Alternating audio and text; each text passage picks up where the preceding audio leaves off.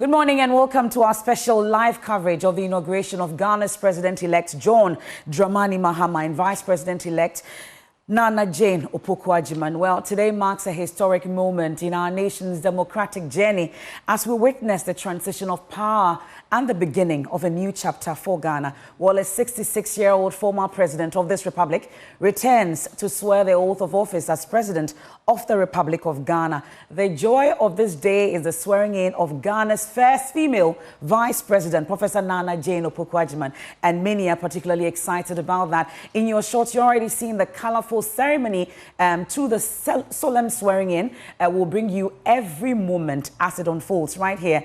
Join us as we celebrate this milestone, reflect on the journey that brought us here, and explore what lies ahead for the incoming administration. Of course, we are live on the Joy News channel. We are on Joy Prime. We are on Joy 99.7 FM, Love 99.5 FM in Kumasi. We are on myjoyonline.com. I am Emefa Apau and I'm here with Kojo Yankson. And of course, we are bringing you all the action at the Independence Square, is the Black Star Square here in Accra, as we make history, the return of a former president. We have 21 heads of states. We have former heads of states also gathered there.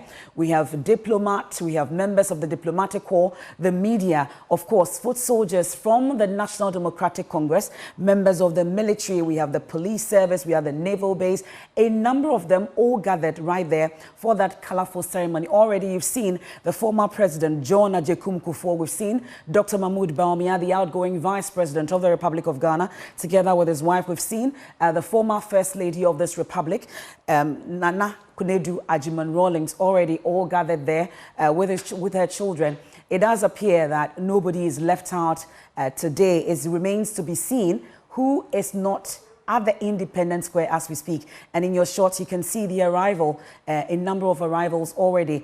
We've seen the vice president already seated, so we are waiting for the president of the Republic, Nana Dankwa Akufo-Addo, outgoing as we speak. And then we'll have the arrival of the president-elect and then the vice president-elect, Professor Nana Jane Opoku-Agyeman, all arriving. So in your shot, we're giving you all the 360 coverage as they arrive at the Black Star Square from wherever they are coming from. Together, we've seen already the presidents of the various states already gathered. We saw that the U.S. also issued, the U.S. President Joe Biden, outgoing, also issued a statement mentioning that they are represented right here at this particular inauguration of President-elect John Dramani Mahama.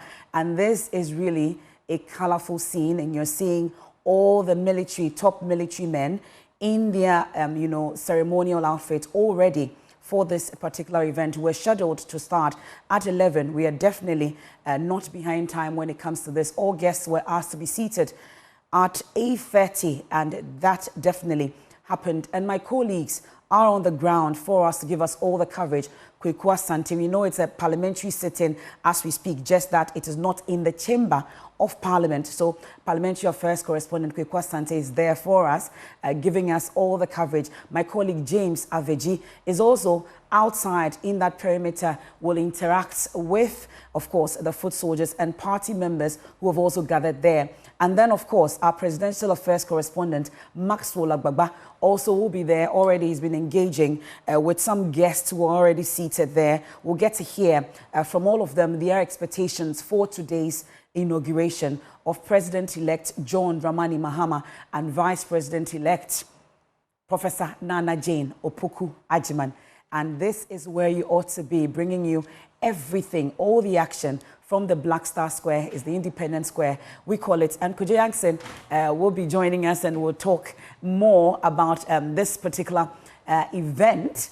And let me take you now to Maxwell Agbagba before Kojo comes in. Maxwell Agbagba has been interacting with some guests who are gathered there. And you can see in your shots the arrivals as we speak. And he's been interacting with Lawrence Tate. Let's listen to him. So I'm very thankful, but I'm even more thankful to God that I'm a Ghanaian. If you look at what is happening here today, it shows that we are Ghanaians. In most communities, elections are held, and there's so much tension, and there's so much frustration, and so much apathy. But today we are showing in Ghana here that regardless of the situation, we are mindful that we are Ghanaians. Actually, last question. Waving of flags now, we can see from this side where we are, the arrival of the Vice President-elect, Professor Nana Jane Opoku-Agyeman. She just arrived here on the ground. And the crowd here has been raptured into a state of excitement. We're really expected to hit its crescendo when the president-elect himself, John Dramani Mahama, arrives here on the ground.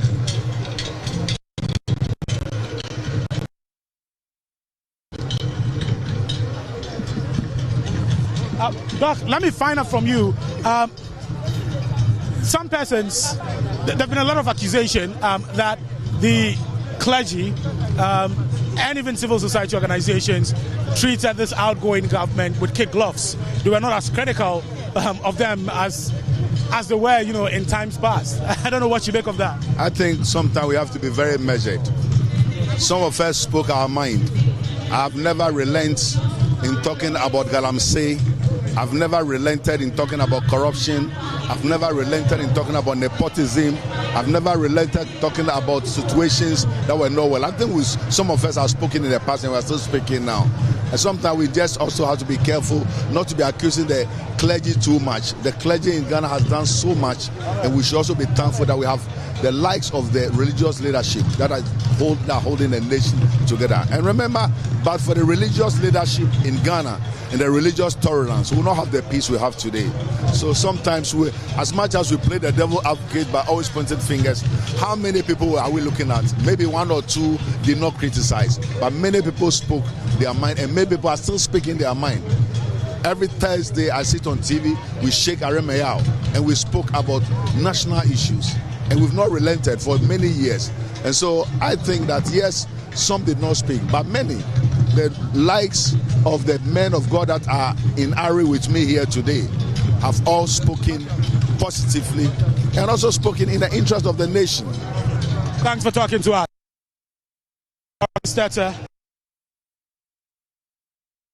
But just a while ago, the announcer mentioned that the president, the outgoing president, President Akufo-Addo, arrived here on the ground with his wife. But let's speak to more people, find out the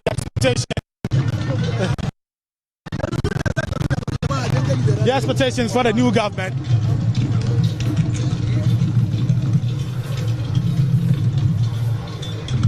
Let's see if we can.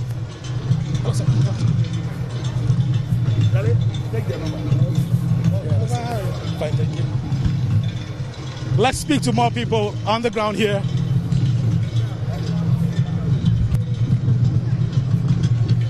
The Black Star Square is packed with people.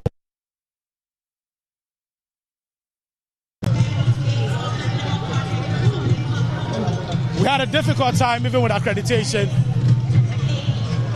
arriving here on the ground.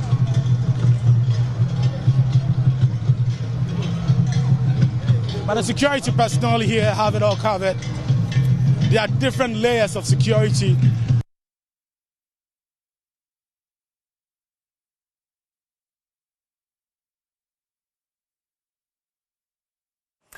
And this is our special coverage, and you heard our presidential affairs correspondent Maxwell Agbagba there interacting with some clergy and some persons who have already gathered there. And as we speak in your shots, you see the president, outgoing president Nana Addo Akufo-Addo, arriving with the outgoing first lady as well. It looks like we'll be seeing a lot of outgoing this morning.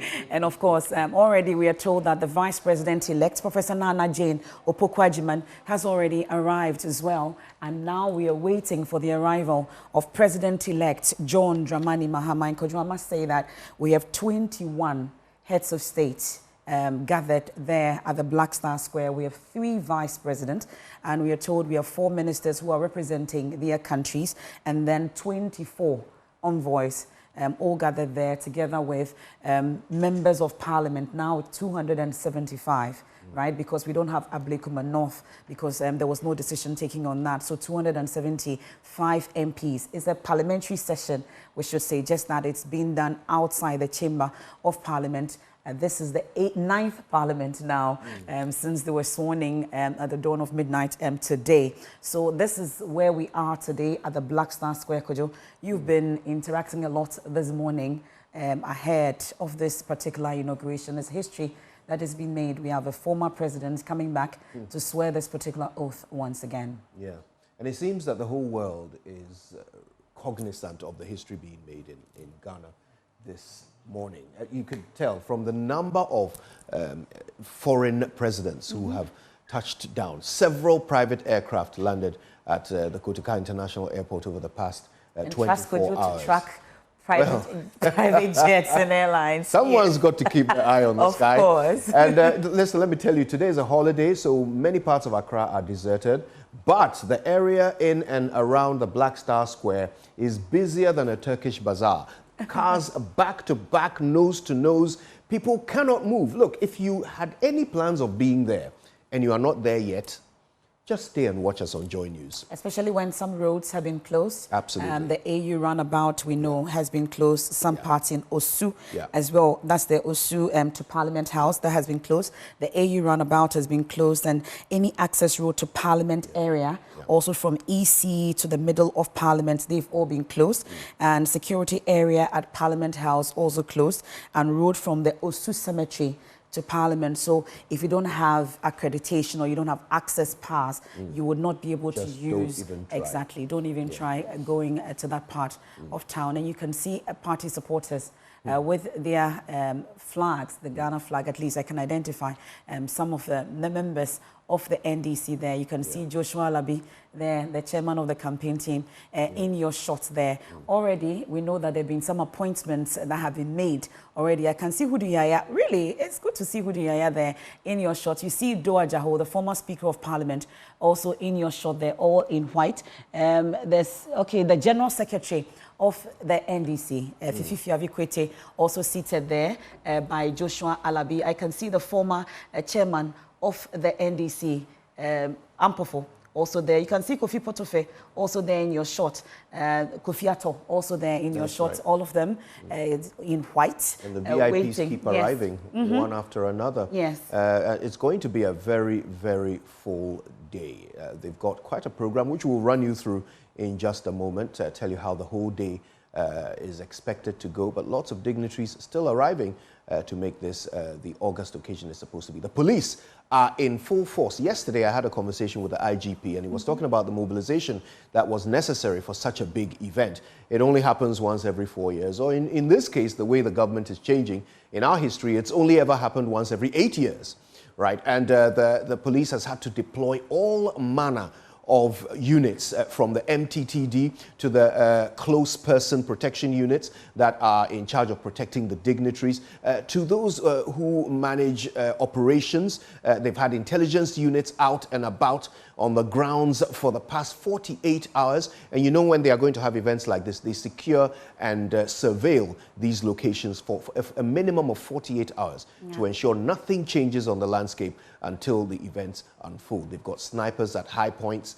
keeping an eye on all of the dignitaries. And of course, these foreign leaders, they sent their advanced teams who all had to come and meet with the police. So you can imagine over 20 meetings with the police just to ensure that every country could protect its president safely while they are here for this all-important inauguration. President John Dramani Mahama must be feeling like the birthday boy as he gets ready for all of this, which is indeed in his honor as he gets ready to start a 4-year term, which is historic in its nature, even before it begins. One thing is clear, Kojo, you've talked about security, and it does appear that coordination is top-notch. You can see, prior to this, we're told about inner perimeters and who can go there and who cannot go, access given, and party supporters are supposed to be seated at the back where the green, the red, gold, green, and the carpet is. That's the inner perimeter where it's a no-go area, where we're having the president, the vice president, members of parliament all seated, and then behind them we have party supporters all seated. And it does appear that everything is duly coordinated properly, and we are just moments away from the big event, which is the inauguration. And I know that you're particularly excited about Professor Nana Jane Opoku-Agyeman being sworn in today. And in your shot, you can see Valerie Sawyer and Archbishop Duncan Williams also there. You know already there have been appointments that have been made, and Valerie Sawyer has made the list of the first list of appointments already. We'll be going through all that for you. I can do that for you now, actually, MFA. Yes, you can see foreign dignitaries also in your shot already and still arriving are, you know, vice presidents, presidents, and envoys who are all arriving for this big day. And you're going through the lists? Absolutely. So we got to notice of the president's initial appointments for the office of the president. These people needed to be in place before today's event because their work begins immediately. Exactly. Of course, we saw Julius Deborah returning as chief of staff. Was that surprising, though? Not to me. Everybody expecting. Yeah, not to me. I mean, you have to remember, Julius Deborah actually had an exemplary record as chief of staff. We've had some great chiefs of staff throughout the history of Ghana. But Julius Deborah in particular had this ability to work well with people, which really helped him to manage all the appointees of the president in a way that was productive and constructive. People felt able to bring their problems to him. He was a problem solver, he was pragmatic, and the president certainly intends to have that level of cooperation. Out of office, he was still managing his office. So he's back as chief of staff. Nobody is surprised. Dr. Callistus Mahama takes up the position of executive secretary to the president. Now, historically, the NDC presidents don't tend to have executive secretaries. This is the first time we're seeing that. And it speaks to a certain desire to run the administration differently by John Dramani Mahama. This time around... no relation, though. We've been told that Dr. Callistus Mahama is not related in any way to John Dramani Mahama. Indeed.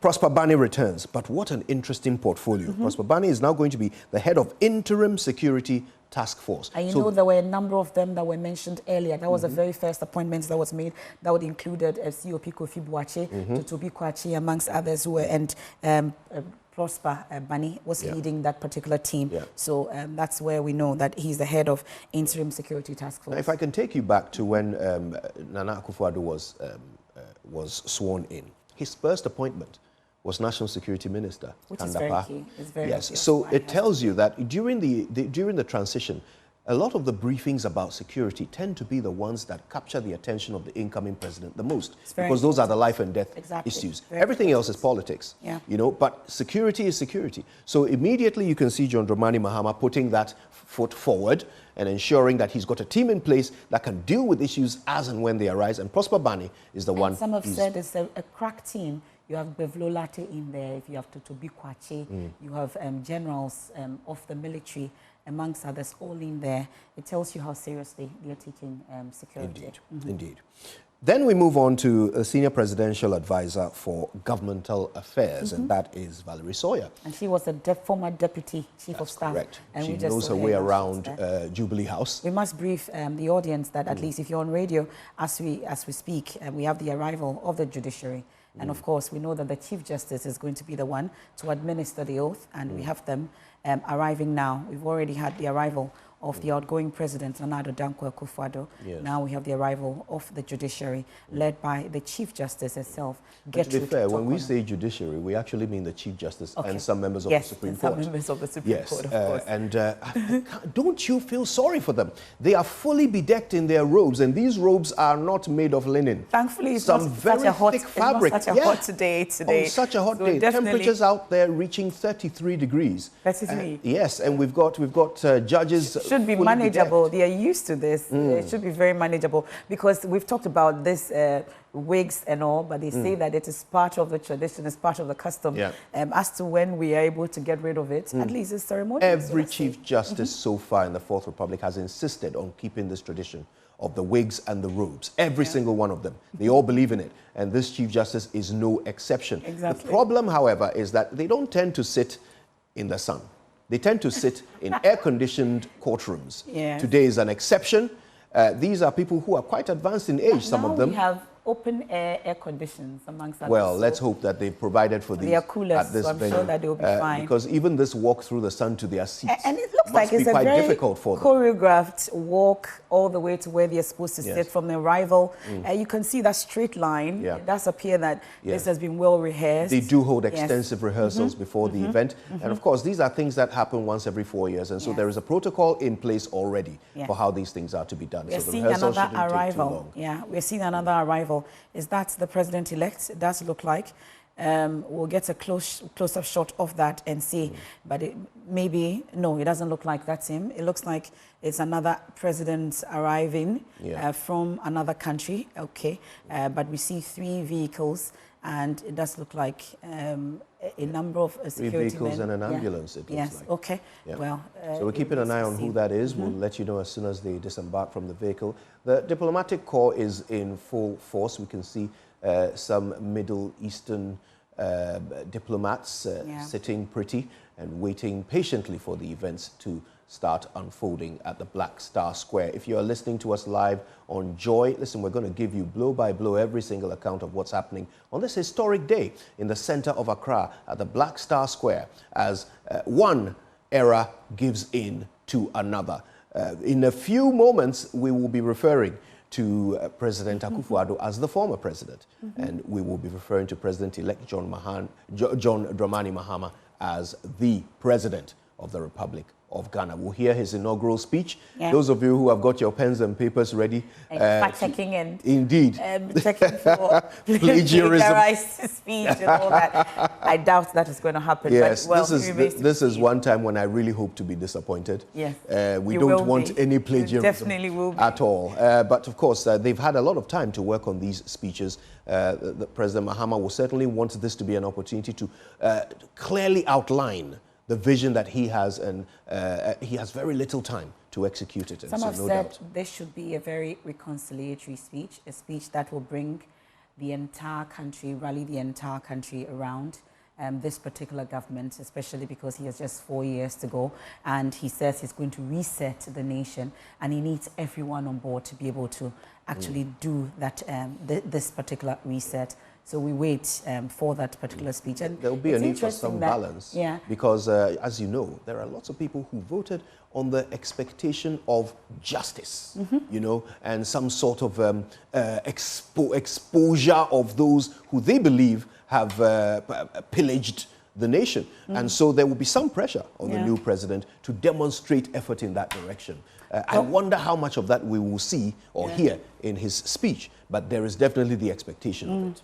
You speak about pressure, and one person that many say there will be a lot of pressure on will be the Chief Justice, Gertrude Tokono. We know that there was a petition for her removal, but thankfully the outgoing president, Nana Addo Dankwa Akufo-Addo, has written back to Professor Kwikwaza, as we call him, that is not going to happen. At least these are some of the things that we'll be talking about as we go on. But you can see the minority leader in your shot. The only time that you can safely say he is the minority leader, well, for the Alexander Fenyomaki. Well, without being corrected, and there's no ambiguity to that. Well, you were taking us through the list. We didn't finish that list. We have Augustus Guzi Tano, also the presidential advisor. This is a former presidential candidate, right? A Reform Party. Yes, indeed. And he is the presidential advisor responsible for the 24-hour economy and accelerated export development. It's interesting that you see how we have someone in charge of the 24-hour economy. We know that this was a big campaign promise for the president-elect John Dramani Mahama. And we have Marietta Ajewa-Brew. She was a former Attorney General and made some giant strides whilst she was the Attorney General. She's now the legal counsel to President of Ghana.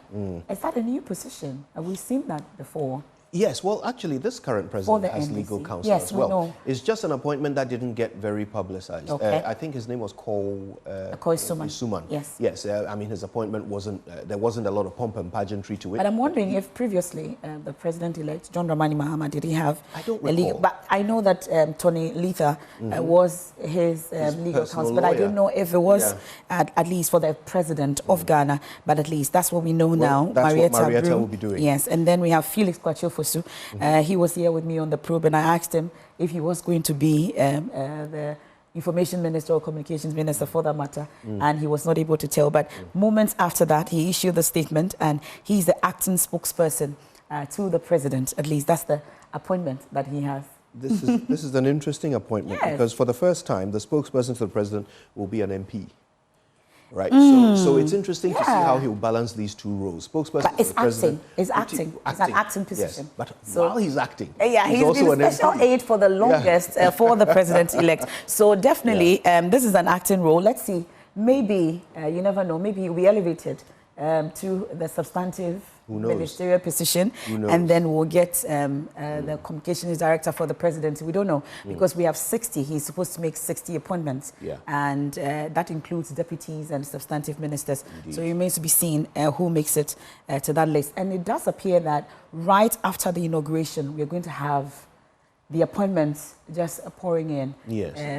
He hasn't said he's a man in a hurry, but it does appear that he has to do things in a hurry. He did say he would have everybody in place as quickly as possible, and you can understand why. He knows by now, doesn't he? He knows. Yes, he has a unique experience of having done this before. So he doesn't need to ask questions about, where the bathroom is. He knows his way around, and so he can very quickly get to work. But he was taking around the Jubilee House yesterday. He says he never lived. No, but he mentioned that he never lived in the presidential villa, and so he needed that tour. It was only Akufo-Addo that lived in that villa, even though that construction was done under Akufo. It's only Akufo-Addo that has been able to stay in the villa, so he needed to be shown around. Well, yes, true. He used to live in a government building that was designated for the vice president. I think this is the moment we've been waiting for. Yes, ladies and gentlemen, as we speak, we see the vehicles arrive. There's a motorcade, obviously, led by dispatch riders, about 8 of them, as they maneuver their way into the premises. You can see the lights blinking on 3 Mercedes-Benz S-classes that are being driven by expertly trained dispatch drivers. They know exactly where to stop. You see the security detail getting out of the vehicles, moving towards the primary vehicle, which contains the VIP.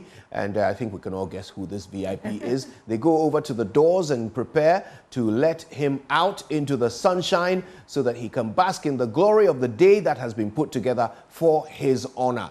The incoming president of the Republic of Ghana has arrived at the venue. And you can see the excitement palpable among the audience. You can see the chiefs of defense staff who are seated in a row in their resplendent uniforms with ribbons and medals all across the front. These are men who have won their reputations on the battlefield. And today they are sitting in honor of their commander-in-chief incoming, who is here to be sworn in as the President of the Republic of Ghana. It's a very auspicious moment.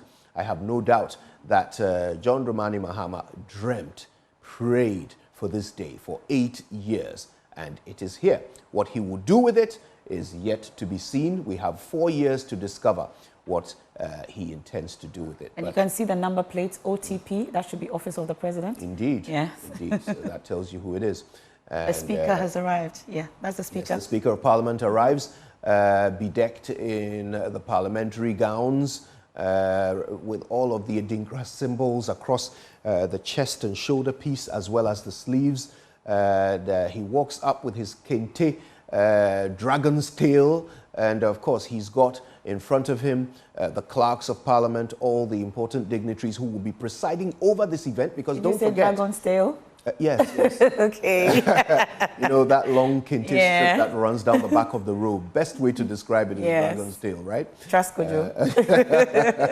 And it looks exactly like that as he walks up to his seat at the center of the podium. He, of course, will be the presiding officer of today's proceeding. Because it's a parliamentary proceeding, it is indeed technically. A parliamentary session. So he goes to shake hands with the Speaker, a person with whom he has been having quite a public banter over the past few months. But as you can see, there is it's all love as they take their seats and prepare to play their respective roles on this all-important day. I must say, one thing Ghana does with beauty is these public events. The color just seeps through and brings with it all of its festive feel and its traditional pomp and pageantry. You get the feeling that you are looking at something that is, uniquely African, but at the same time, just generously universal. Every single bit of today's event has been put together in a way that meets and matches the decorum of such an important occasion. You can see that an important global leader is about to be installed, and it tells in every single detail of this that was put together by, of course, the incoming president's team, who worked in collaboration with some private companies. I know that Jandel Limited played a very important role in organizing this event, alongside Stan Dogbe, who tends to run things like this. No one does it better than him. Yeah, for the incoming president. And that's Bevlolate in your shot. You see Totobi Kwache, the security team. They're seated next there. to Totobi Kwache, you can see Seth Tekwe, who's seated right next to him. These are... That's Seydou Agongo. Yes, indeed. And earlier, Kojo, you mentioned that we've never had an executive secretary to the president under, you know, the NDC. You remember Raymond Atuguba? I think that was his position, isn't it? Of course, you're right. Yes. You're right. Raymond Atuguba was executive secretary. It's been a long time. We definitely can't forget. Yes. Yes. So Professor Raymond Atuguba. Yes. You saw 4 seats earlier on the days when the Speaker was exchanging pleasantries with the Chief Justice, Gertrude Tokono. So we have 2 more seats to fill, and that's for the Vice President-elect, Professor Nana Jane Opoku-Agyeman, and then that huge seat for the President-elect, John Dramani Mahama, whose arrival we're still waiting, and we're expecting. I'm sure the Vice President-elect will come first, and then John Dramani Mahama will follow suit.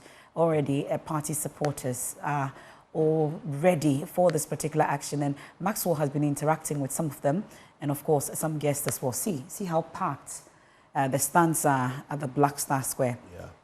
Just don't go there if you're not there already. It's just a bad idea. Don't even think about it. Maybe just watch us on Joy News instead. Yeah. We'll give you every moment live in You get the best color. view here. Absolutely. Actually. Yes. Yeah. And Kojo is here with the best commentary. That's my takeaway. Well. It'll get worse. Yeah, I know. I know. And speaking of Speaker Alban Bagbin, really, he now becomes the second number 3 gentleman to actually take that role for the second time after D.F. Annan. Remember, because they've all done it once. Ebenezer Sichi Hughes, Joyce Bamford Addo, Dua Jaho, they've all done this just once. And Speaker Alban Bagbin got that overwhelming support, and he's doing it again for the second time. He promises to do it better. There are those who have said that with the history behind them in terms of the relationship between himself and the President-elect John Dramani Mahama some time ago, some public criticism amongst others. Some have said this is the time for them to put it behind. I heard your engagement with Mamavi earlier about whether this parliament will actually be able to put the executive on its toes. Some have said is the reason they are keeping Alban Bagbin, but as to whether he's able to do it, is the issue I heard you raise earlier. I mean, if anybody can, it should be him. He has shown in the past that he's capable of you know, towing a central line, or even in some cases standing up to his own party. He's shown that he can do it. If anybody can, it'll be him. And that role has never been more important than it is in this parliament, where they have an overwhelming majority that can do almost anything. Almost anything. So they have the least motivation to check the executive. It's their own president in power. They've come through a period when they were on the struggling end, trying to keep the executive in check, because the executive, of course, came from the opposite party. But this time around, it's their own man in there, and their own man has certainly played a role in choosing the speaker. So there is this question about whether Alban Bagbin has the motivation to be that central line that he was in the past. Will he be able to do it? Parliament. Will he be allowed to do it? Will he be given the free room to do that? We are seeing some V8s with a police vehicle in the middle arriving as we speak. This will be yet another dignitary. I believe this will be another foreign president. Should he be the Vice President-elect, or is just a foreign dignitary? I see a foreign flag on one of these vehicles. Okay. So I think it's a foreign dignitary that's arriving. I must say, the security provisions for the foreign presidents have been top-notch, each of them with a full security detail and an ambulance to ensure that wherever they are on this planet, their protocols the IGP gave you for that security, assurance, yes, are in place, and they've got several units who have trained for this day, working in unison. I mean, you can imagine the airwaves around Black Star Square crackling with radio signals as communication continues in a seamless manner to ensure that things are done with absolute pinpoint accuracy, because lives depend on it. You know, not that we're expecting some assassins to be lurking in the shadows. This is Ghana. We don't do that. But of course, it's important to provide for all manner of security, because you never know when you'll need it. So today you can see that the police are in full force doing what they do best. Every single police boot shined to perfection, every single uniform pressed and ironed, every single remote and walkie-talkie filled with fresh batteries. Nobody is going to fail on this all-important day. There'll be no change of battery at any point. There is not going to be any battery Aziz matters on this all-important. I've seen before in our shot, Joyce Bawa Muktari, Selassie Ibrahim, and then of course the minority leader Alexander Fenyomaking in that traditional regalia. He's in his kente and white shirt, the Rawlings type, and or the Kwame Nkrumah type, I should say, and then Valerie Sawyer all seated. Jacob Zuma, there in your shot, the former South African president, in your shot. I told you, 21 heads of state and also former heads of state are all here for this particular event. And it's interesting that Jacob Zuma is here, and then we have 3 vice presidents also here. We have more vehicles arriving. This is also a president of another country also arriving again, and it does appear that we'll have all the presidents, visiting presidents and heads of state arrive. Then we'll have the vice president-elect and John Mahama, also the president-elect, arriving for this event to start. It does appear we are still on schedule. We're supposed to start at 11. It's 10:38, and we're moving steadily. Yeah, the protocol is that all dignitaries must be seated before the special guest arrives. The special man of the moment, the incoming president, arrives. And we seem to be seeing that happening on schedule. What we are seeing, though, is a doubling up. Normally, we would see one dignitary arrive at a time, but we've got them all in a queue now so that they can disembark with speed and get seated so that we can stick to the time, because I believe that we are probably just around, just past the halfway point of the number of foreign presidents, at least, who are attending. But it's not only foreign presidents, we have vice presidents, we have ministers representing foreign leaders, all here today for this important event. Earlier, you were commending the security arrangement, and then, of course, the organizers. I think you're not done with that, because you need to commend the state protocol also and the Ministry of Foreign Affairs team that have also worked so hard to get this going. We're talking about heavy lifting. Yeah. Especially. What about their batteries? What about their batteries? Nobody's batteries can die today. They are concerned about. They've also shined their shoes and pressed everything, and I'm sure the military will also come at you as we speak. They've also, so you need to acknowledge all of them. They have also shined their shoes. Do it for them. Yes. We said, well, you can see it. I mean, it doesn't even need. Yeah, that's the chief of staff in your shot. There you go. There, Julius Debra with the team. There already.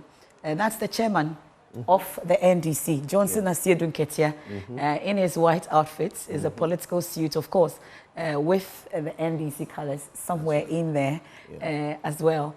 You can see the nerves, you know, and the excitement as he sits comfortably in his seat. He keeps moving his knees. You can see that there's a lot of tension built up. Paul Kagame has made the trip to be here on this auspicious day. Who is not here? I wonder. That list will probably be shorter than the list of those who are here. Paul Kagame, of course, you can understand why this is important to a man like Kagame, who has, in many ways, in spite of being a dictator, has handed over a lot of power in his government to Parliament and other institutions and organs. He has a desire to see his nation run in a way that would be sustainable beyond his stay in the high office. And it's an example to the rest of Africa. Of course, and let's not dispute the fact that he is indeed a dictator. But he is one... A lot of people will come at you for that. Oh, no, but it's the reality. Yes, it is. It's the reality. But he is somebody who actually does want to see representation. A friendly dictator. Yeah, he wants to see representation in his government. He wants to see devolution of power. And that is an example for all other nations. Ghana is no exception.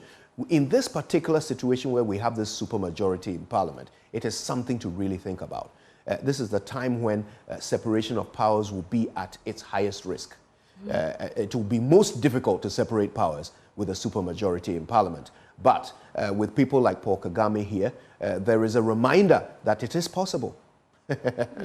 Pun intended. Power is indeed transient, you know, because you've seen President Akufo-Addo now receiving guests. He's arrived earlier than he ought to. Yep. It's interesting.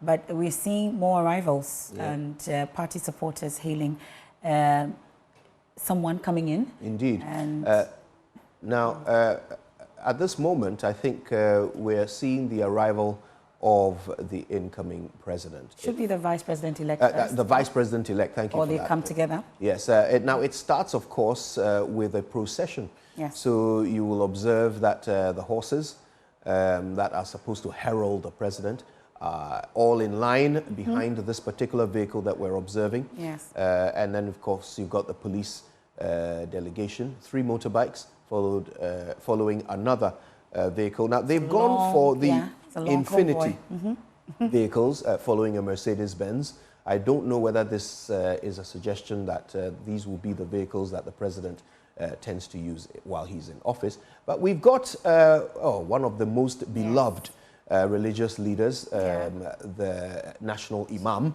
The national chief imam, Sheikh Nuhu Shaributu. Indeed, there seated as well. Comfortably awaiting the arrival of the man of the moment. You've got so many people holding Ghana flags. That's another special thing. Yes. You're seeing that people are opting for Ghana flags rather than party colors. I've seen just one party flag so far. But we see a lot of miniature flags there, Ghana flags, and most people in white and waving it. And the MPs are also seated. It's a positive signal. Yes. You see Kofi Adams there, seated between 2 ladies, and there are many other members of parliament on that particular days. I believe that is the space reserved for them. It's a difficult day to be in the sun, I've got to say. I really feel. And that's the leadership officials of parliament. You see Governs Kwame Abuja. You see Ahiafo, who is now the first deputy speaker of parliament, and Andrew Sisiama. Is that Frank Anodompre?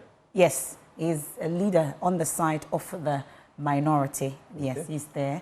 And you see him Patrick with, yes, of course, well. They are all there.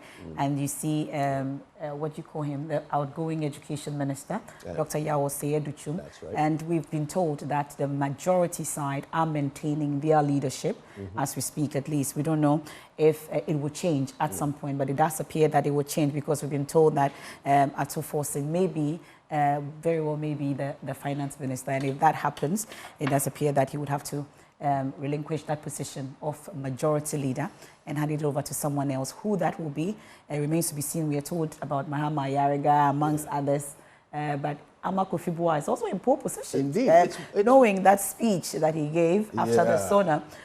So it's one of the things that we're definitely going to be occupied with after today. The speculation about who takes the appointments, position, right? On one side of the executive, who becomes what in terms of positions. And then, so we're told now that the vice president-elect, Professor, I think I should allow you to do that, since that's your vice chancellor. She's arriving. I am so excited about that we are having the first female vice president of the Republic of Ghana, Professor Nana Jane Opoku-Agyeman, and she's arriving, and the speaker is getting ready and you know what? Receive him. You should be excited, Yes. because this is somebody who has clocked several firsts throughout her career. Yes. She did things to prove that they can be done. And after being the first female vice chancellor of a university here in Ghana, you know, something that really broke the doors open. And since then, there have been several others. I was hoping to hear you say the best university.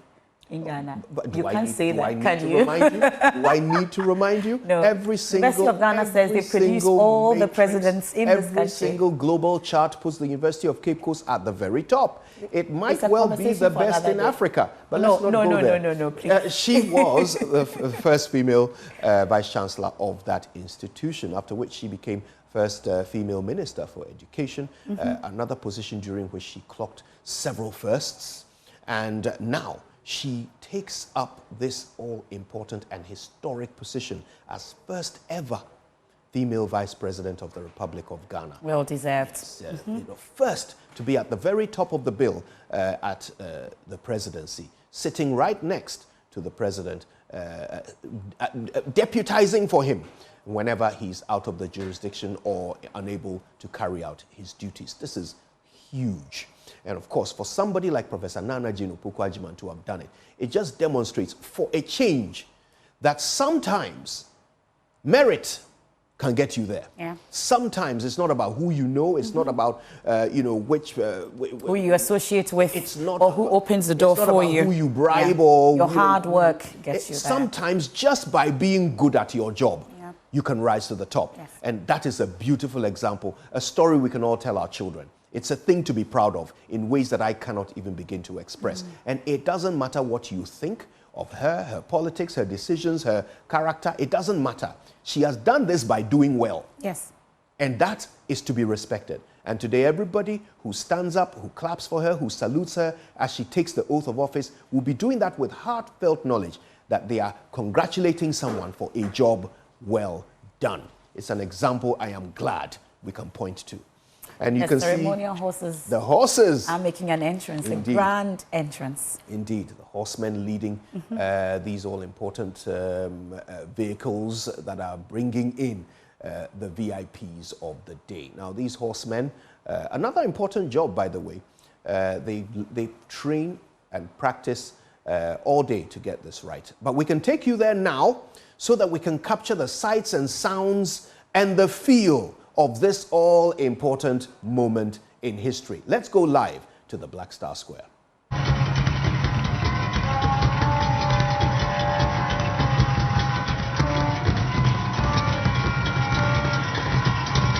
The bedlam here is intense.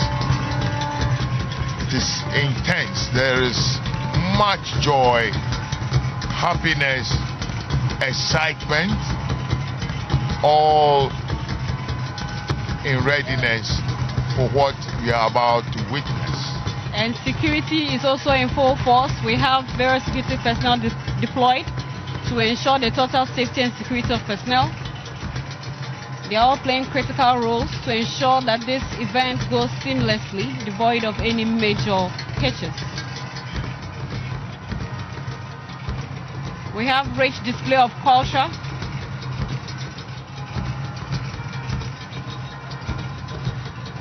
I believe that is... And that is DSP Mary Agamba. She's in charge of the police mounted squadron. Invited guests arriving now is the President-elect of the Republic of Ghana, His Excellency John Dramani Mahama. Shall we all wave our flags to welcome him?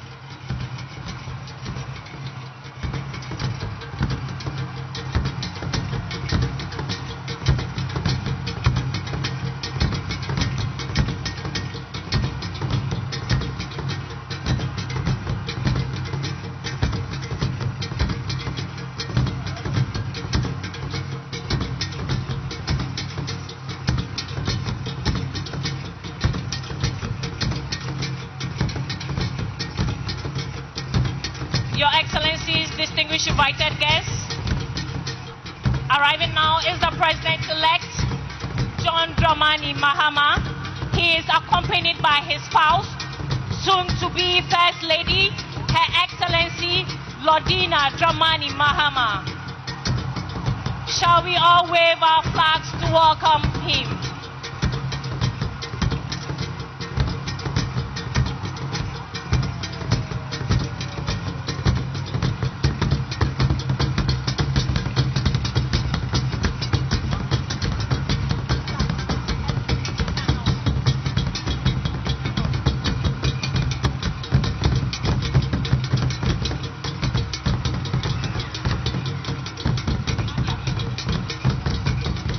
The Speaker of Parliament now leads the entourage into the Chamber of Parliament here at the Black Star Square.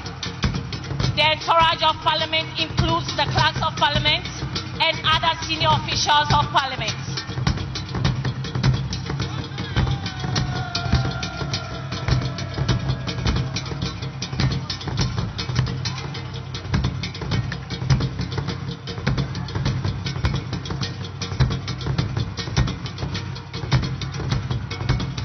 As I mentioned earlier, we will soon enter the Chamber of Parliament, and so the Speaker of Parliament will shortly take over. Shall we please rise as they process into the chamber?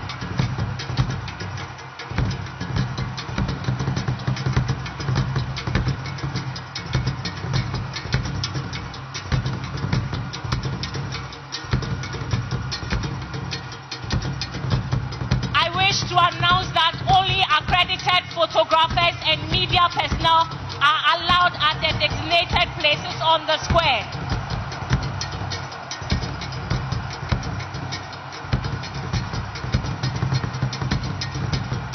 Please, if you are not authorized to be on the square, kindly move back.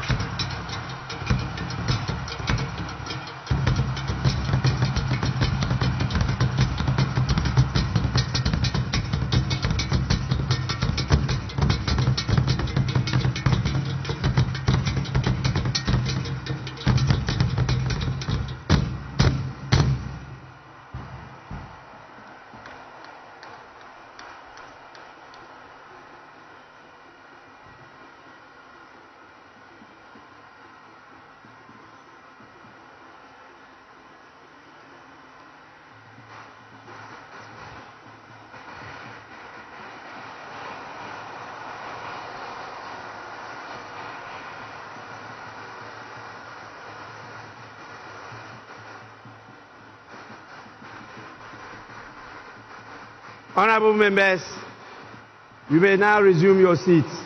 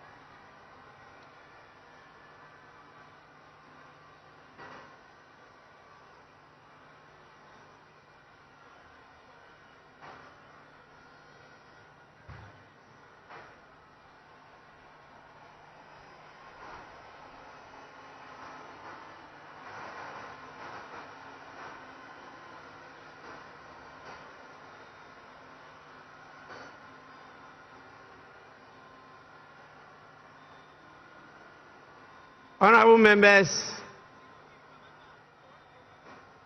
I now have the singular honor and pleasure to invite Her Ladyship, the Chief Justice of the Republic of Ghana, to administer the oaths to the President-elect and the Vice President-elect. We will start with the Vice President-elect, who will take and subscribe to the oath of allegiance and the oath of the Vice President. Your Ladyship, the Chief Justice, you may now do so now.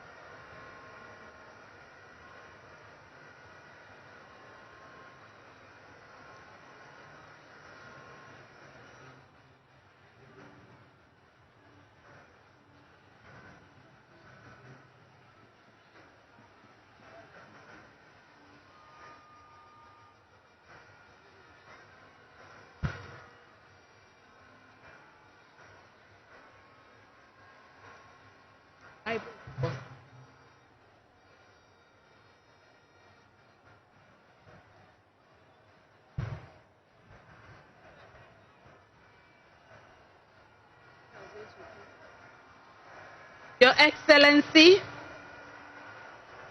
first the oath of allegiance. Kindly say after me. I, Professor Nana Jane Opoku-Agyeman, do in the name of the Almighty God swear do in the name of the Almighty God swear that I will bear true faith and allegiance that I will bear true faith and allegiance to the Republic of Ghana to the Republic of Ghana as by law established, that I will uphold the sovereignty and integrity of Ghana, and that I will preserve, protect, and defend the Constitution of the Republic of Ghana.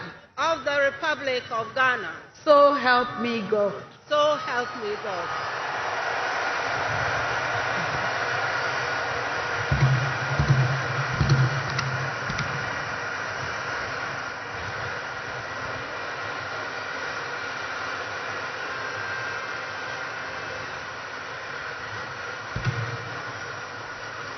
Your Excellency, now the oath of the Vice President. I, Professor Nana Jane Opoku-Agyeman, having been elected to the office of Vice President of the Republic of Ghana,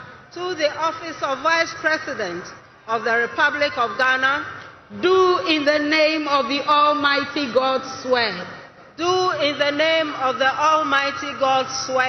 that I will be faithful and true to the Republic of Ghana, that I will at all times preserve, protect, and defend the Constitution of the Republic of Ghana, and I dedicate myself to the service and well-being of the people of the Republic of Ghana, and to do right to all manner of persons. I further solemnly swear that should I at any time break this oath of office, I shall submit myself to the laws of the Republic of Ghana, and suffer the penalty for it. So help me God. Congratulations, Madam Vice President. Thank you. Lift your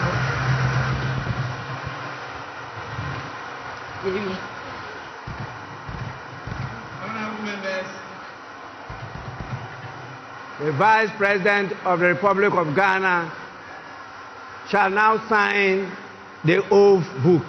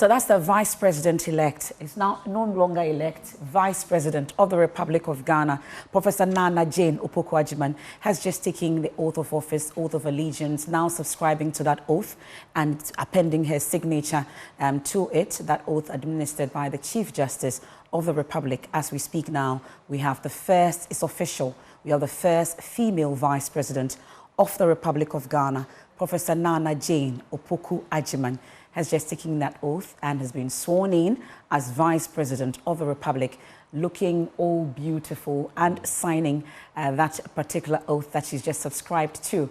And we are waiting for the next to happen, which will be that of the President-elect, John Dramani Mahama, a number of documents to sign for that history to be sealed and made in that process. And that signature still going on. And you can see party supporters already, is it a prayer that they're saying as she appends her signature to that particular document and that oath that she signed. You're listening to us live on Joy 99.7 FM. Is the inauguration of the President-elect of the Republic of Ghana, and just gone by is that of the Vice President of the Republic of Ghana, Professor Nana Jane Opoku-Agyeman, and that's currently ongoing. She's taking that oath of allegiance and oath of office, now subscribing to that particular oath that she's taking, and a number of documents. You can see that the members of the Judiciary are helping her to do that, and the Speaker of Parliament looks on for that to happen, and after that, we'll take that off the President-elect, John Dramani Mahama. Kojo.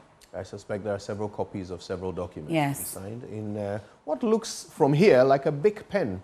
I knew you would definitely bring that in, that is a big pen that is being used. The Vice President of the Republic of Ghana puts her signature to these all-important documents. I think at the last count, it looks like she signed about 5 documents already. And there might be a couple more before she's done. And of course, what this means is that Dr. Mahmoud Bawumia is no longer the Vice President of Ghana.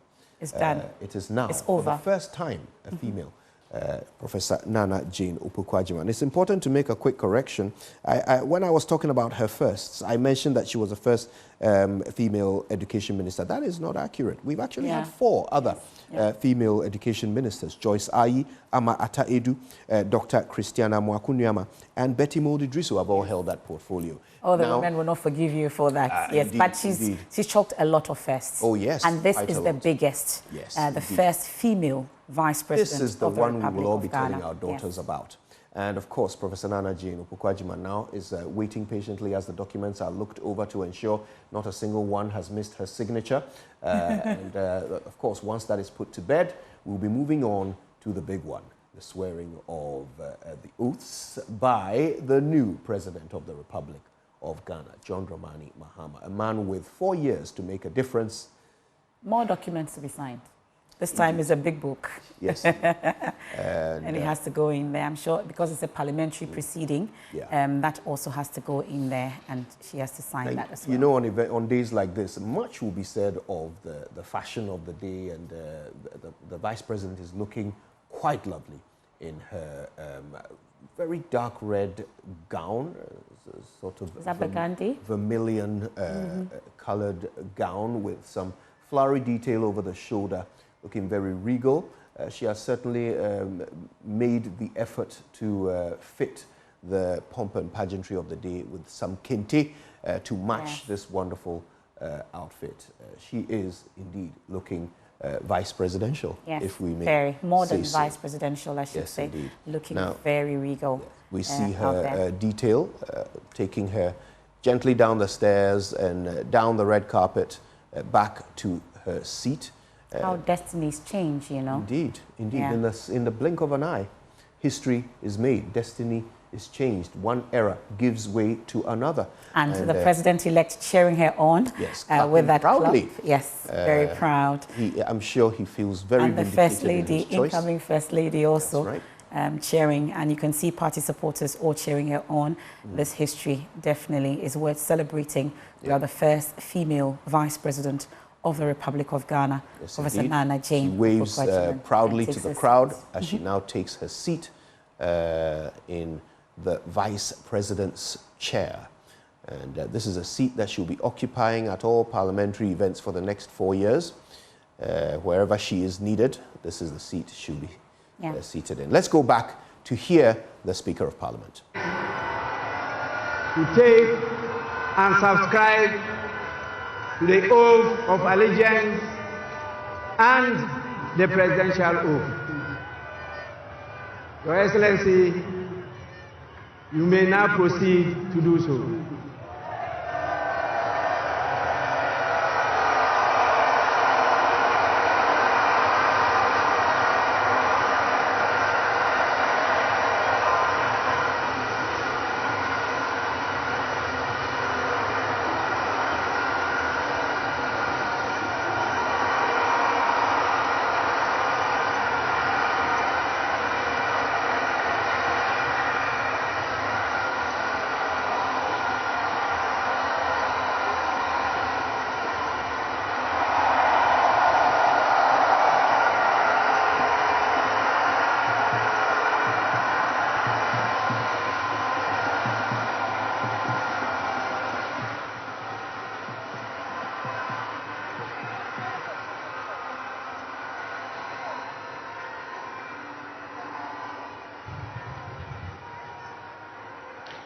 Your Excellency, kindly say after me, this is the oath of allegiance. I, your name, John Dramani Mahama, do in the name of the Almighty God swear. Do in the name of the Almighty God swear. That I will bear true faith. That I will bear true faith. And allegiance. And allegiance. To the Republic of Ghana. To the Republic of Ghana. As by law established. As by law established. That I will uphold. And that I will uphold. The sovereignty. The sovereignty. And integrity. And integrity. Of Ghana. Of Ghana. And that I will preserve. And that I will preserve. Protect. Protect. And defend. And defend. The Constitution. The Constitution. Of the Republic of Ghana. Of the Republic of Ghana. So help me God. So help me God.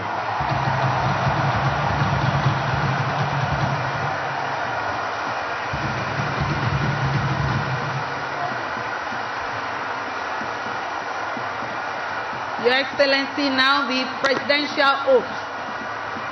I, John Dramani Mahama, having been elected to the high office of President of the Republic of Ghana, do in the name of the Almighty God swear. Do in the name of the Almighty God swear. That I will be faithful. That I will be faithful. And true. To the Republic of Ghana. To the Republic of Ghana. That I will at all times. That I will at all times. Preserve. Protect. And defend. The Constitution. Of the Republic of Ghana. And that I dedicate myself. To the service. And well-being. Of the people. Of the Republic of Ghana. And to do right. To all manner of persons. I further. Solemnly swear. That should I. At any time. Break this oath of office. I shall submit myself. To the laws of the Republic of Ghana. And suffer. The penalty for it. So help me God. Congratulations, Mr. President. Let me be the first.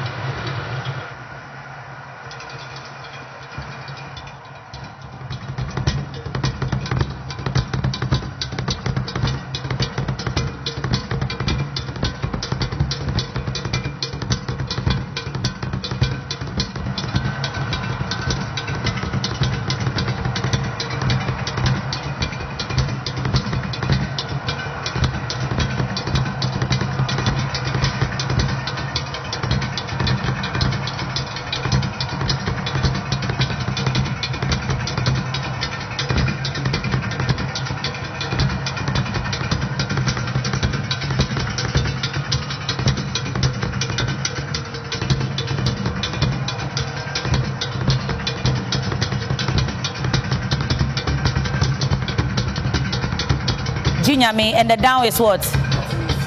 Matime.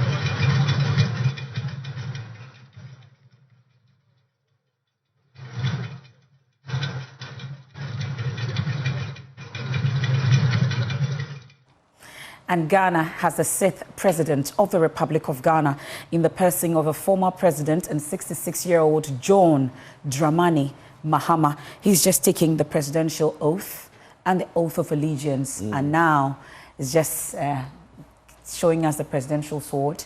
And of course, he is the president of the Republic of Ghana, looking all resplendent in that agbada, adorned with kente lining right there. All went straight to the wife, Lordina Mahama, to give that special hug. It's like, baby, I made it. And of course, I am the 6th president of the Republic of Ghana. And you can't help but notice, I've been talking about his agbada, you can't help but notice the Adinkra symbols on the front, imprinted on the front of that particular agbada. Cluster of 4 Adinkra symbols in a square formation on the front of the agbada. The one at the top is the Nyamidia Adinkra symbol, which translates into tree of God. Yes. It's a symbol that represents the presence of God, the ever-continuing presence of God. And it's the first, the first. It's the first symbol. So you can imagine the message being sent here is that I intend to do this with God. With me at all times. And you see the next one? Yes, which is on the Sankofa. On the left when you face him, and that's the Sankofa symbol. Sankofa, of course, is about preserving tradition. Yes. It's about looking back to see the way forward. But you can't help but just loosely translated that. We've just gone back for a former president. Yeah. Sankofa Yenchi, is that what they always say? Indeed. Yes. You've gone back for what is your own, right? And then on the right, you have Jinyame, one of the most popular Adinkra symbols, which simply means that nothing can be done without God. Yeah. So once again, the presence of God being manifest in the messaging of this outfit that the President of the Republic is wearing. And then the symbol at the bottom, a less popular one, I believe it's the horns of a ram formed into an Adinkra symbol. We are certainly very excited and interested in that one. We'll be bringing it. That's up here. We have the national anthem. Maybe we should go back there. Oh, that's it. Yes.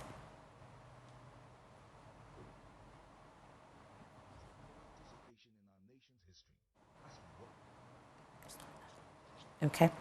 Well, I saw the president standing upright. It does look like we're having a documentary on the journey so far for the president of the Republic of Ghana, John Dramani Mahama, and his vice, Professor Nana Jane Opoku-Agyeman. History indeed has been made. We have a former president making a comeback, and we've been talking about those symbols. It does appear that what he's wearing is sending a strong message as well about the journey so far. Kojo has told us about the Nyamidria, those 4 cluster of Adinkra symbols on the front, imprinted on the front of the president's attire. We have the Nyamidria, we have the Sankofa, we have the Jinyame, and then of course the ram's horn. I'm still trying to get the tree name for that. I have the Evan name for it, but I would hold on to that one. Go on. I will go on. Excite us hold on with to the that Evan one. name. But we're waiting to get the Chi Adinkra name for that. But of course, a message, a clear message there that the president is sending. And it looked like the Matimesi, which more like I've heard and I have listened more like, but it does appear that's not it. It's the ram's horn instead that Kojo has been telling us about. So Nyamidria, Sankofa, Jinyame, and then of course the ram's horn, that message that the president of the Republic is sending. That's the safe president of the Republic of Ghana, in the person of John Dramani Mahama, 66-year-old John Dramani Mahama, the first president of the Republic that was born after independence, well around that time, 66 years, President John Dramani Mahama. That's the 6th president of the Republic of Ghana, and that oath administered a while ago by the Chief Justice Gertrude Tokonu to him, and of course the Vice President, Professor Nana Jane Opoku-Agyeman there. And there's currently a documentary on the journey so far, where we've been, where we've come from, and where we are today.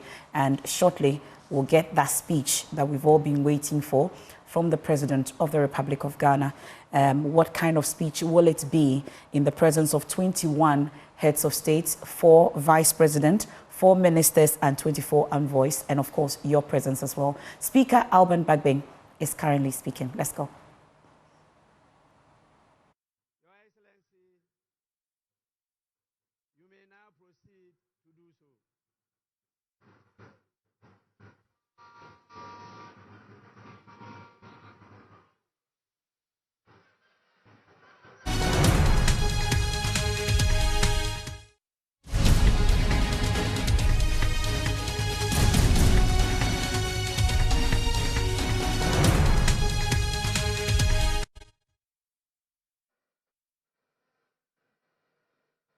Hold it.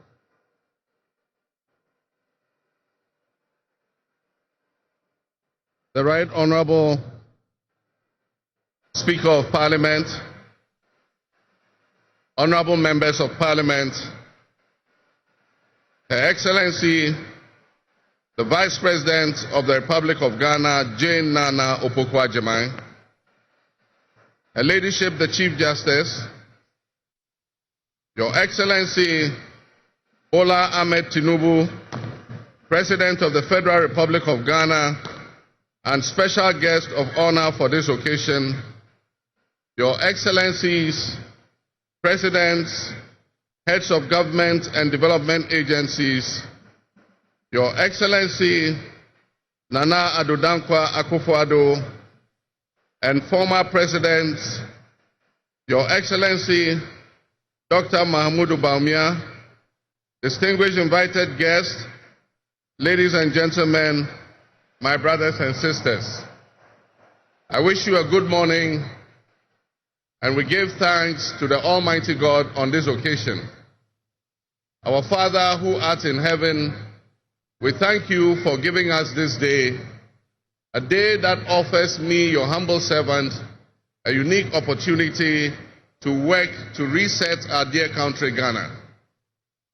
32 years ago, on January 7th, Ghana made its first and most successful democratic transition, a reset, with the swearing in of the newly democratically elected President, Jerry John Rawlings, of blessed memory.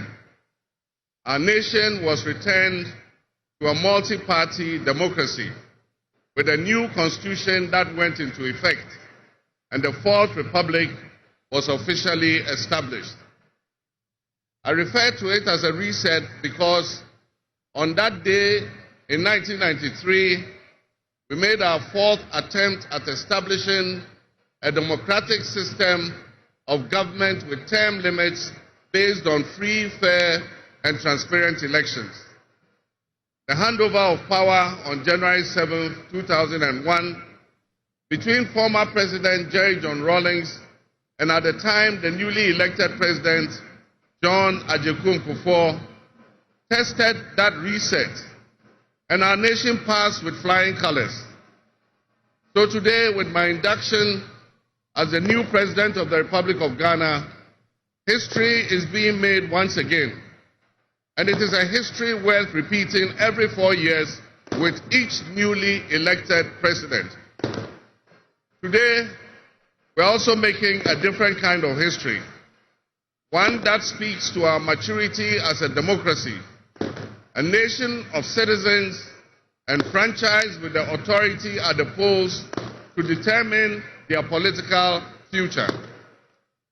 Today's exercise between the outgoing President, His Excellency Nana Addo Dankwa Akufo-Addo, and I feels a bit like a deja vu. That is because 8 years ago to this day, on January 7, 2017, we shared this same space and performed this same transitional exercise. At the time, I was the outgoing president, having served one term, and he was the incoming president, having been given a mandate by the people of Ghana to lead this great nation of us. He and I both understood on that day, as I'm sure we are today, that it is the people of Ghana that we are elected to serve.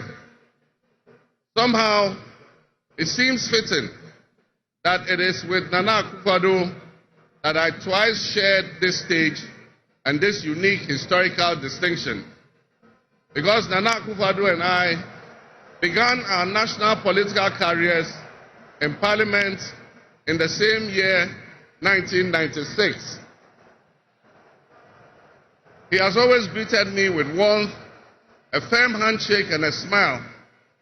And he is perhaps the only person in my life who has persistently chosen to call me Johnny.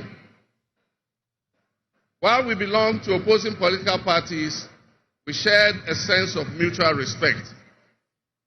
In those early days, we probably could not have imagined that destiny would bring us to the leadership of our respective parties and that we would have to face off 3 separate times as we each vied for the highest office of the land. Nana, as this will be our final meeting under these circumstances, and as I look back on the journey we have traveled together, 2 much younger men who entered Parliament together with a full head of black hair, and you with the same bald head and round eyeglasses, I have to say that you have, without exception, been a worthy opponent. I extend my warmest wishes to His Excellency, the former Vice President, Dr. Alhaji Mahmoud Bawumia. It was a grueling campaign, and we gave it our all. Your sportsmanship in making an early concession eased tensions and contributed to the early conclusion of the electoral contest. I wish you all the best in your endeavors. My brothers and sisters, the world in which Ghana exists today, as I begin this presidency, is not the same world in which we have lived under other presidencies. There are tensions and conflicts that have not previously existed between nations. These tensions and conflicts place pressure on alliances to decide where we will support. There's a seismic shift happening within the system of global economic dominance. Whereas the G7 nations, United States, the United Kingdom, Canada, France, Germany, Italy, and Japan once provided the highest percentage of the world's GDP, over the last decade, that number has been steadily dropping.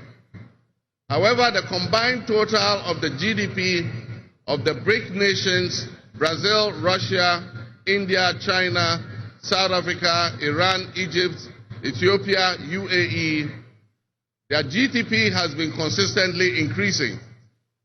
In 2023, for instance, the G7's combined total of world GDP was 30%.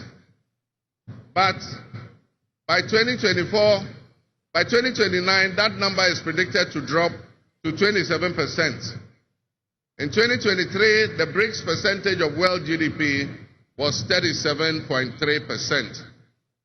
And so what does this mean to us in Ghana? What could it mean to our economy? Where do we fit in this geopolitical maelstrom? Technology such as artificial intelligence has taken us to new heights, opening up the potential for national, financial, and personal security issues that we are not yet able to imagine. One example is the use of misinformation and algorithm manipulations on social media platforms to sway a particular group's sentiments towards or away from something. Now more than ever before, we need to strengthen our ties with our neighbors to ensure that we're working together to keep our sub-region safe. We stand in solidarity and work in alliance with all our neighbors in the sub-region. Recognizing the history of our borders, we also acknowledge that on the other side of our country's borders are our family members. They may be Ivorians, they may be Togolese, they may be Burkinabes, they may be Nigerians or Malians, but they are also Akans, they are Kasinas, they are Gwans, they are Ewes, they are Nzemes, they are Hausas, they are Moshis and Gurmes, because we are all part of one another, one big family. With the increase of the climate crisis, and as the waters grow warmer, melting the Arctic ice and permafrost, there's a greater likelihood for viruses that have been frozen and thought to be extinct for decades, perhaps even centuries, to begin to spread and create another global pandemic. The changing climate conditions, increased population density in urban areas, and mass international travel are enabling existing viruses to spread and mutate at a faster and faster rate than they did before. This is a serious challenge. Let us not forget the toll that the past epidemics of viruses like Ebola, COVID, and Mpox have taken on the families and communities and medical infrastructure in several of our neighboring countries and in the sub-region. Let us also not forget how swiftly and completely the COVID pandemic brought the entire world to a screeching halt. My government will be working diligently to strengthen our public health systems while monitoring the global health situation so that when, and not if, but when the next pandemic or epidemic occurs, the loss of lives in Ghana will be minimal. The larger world exists around us and to some extent within us. While we cannot and should never use it as an excuse to stray from the direct and immediate needs of Ghana for the well-being of our citizens, we must also bear in mind that the affairs of the world, if we care to shape, lessen, avoid, or even at the other end of things, maximize the effect they have on us. My brothers and sisters, barely a month ago, we held historic elections that have caused dramatic shifts in our political landscape. I feel greatly honored that you, my compatriots, considered me worthy of receiving such an unprecedented and overwhelming mandate to steer the affairs of our beloved nation at this critical time in our history. The magnitude of this victory in the presidential elections and the gains that were made by my party, the National Democratic Congress, in the parliamentary elections naturally and justifiably resulted in great joy and celebration across our country, Ghana. But celebrations, no matter how justified and how well earned, must be supplanted by discernment, sobriety, and deeper insights into why we receive this kind of mandate in the first place. By voting as you did on December 7th, the Ghanaian people conveyed a powerful message, yet often overlooked by us politicians.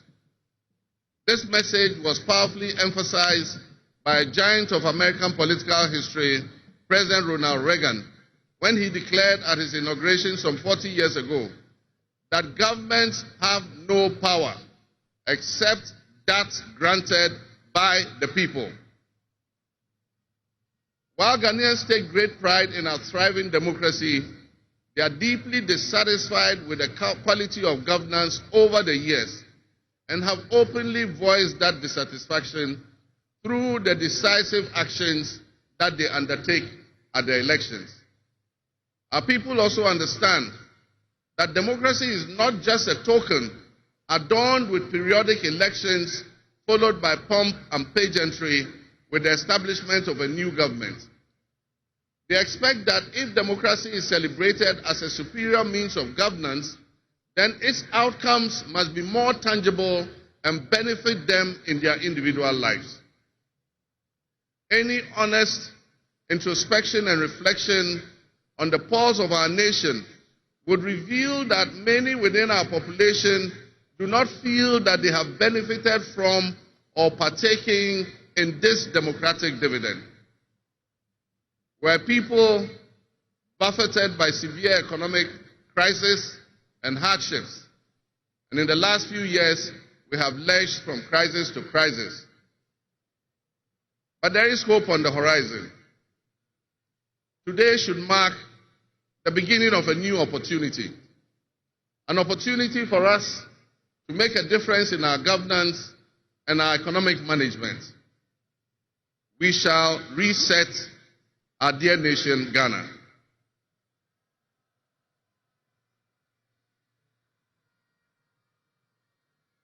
To the millions of my fellow countrymen and women who joined long queues and waited in the sun for their turn to vote for me, you have my sincerest thanks for honoring me.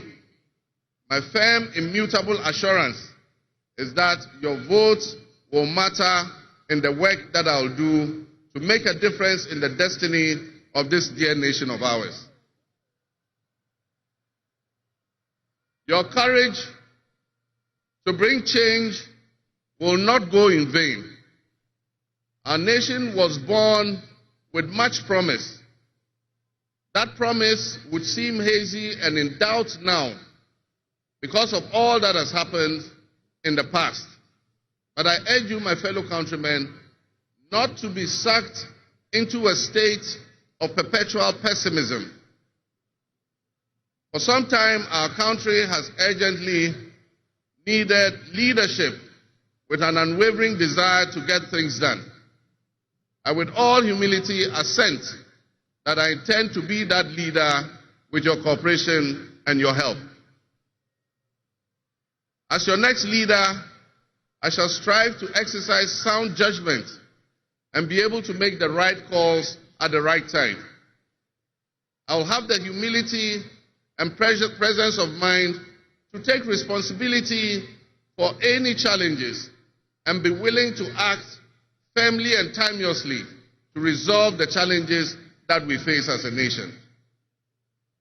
Since the elections, I have read and heard the word hope used many times in relation to my presidency and what it should offer the citizens of Ghana. I intend to speak plainly and clearly to you today, and every time I address you subsequently, I intend to always tell you the truth. The circumstances we find ourselves in are indeed dire, but even so, I'll be decisive and swift in my actions. We'll focus our initial efforts on 4 critical areas.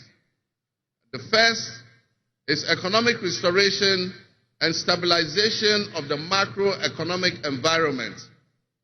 The second is the improvement of the business and investment environment to ensure that Ghana is once again open for business. The third is governance and constitutional reforms. And the final, but not the least, is accountability and the fight against corruption.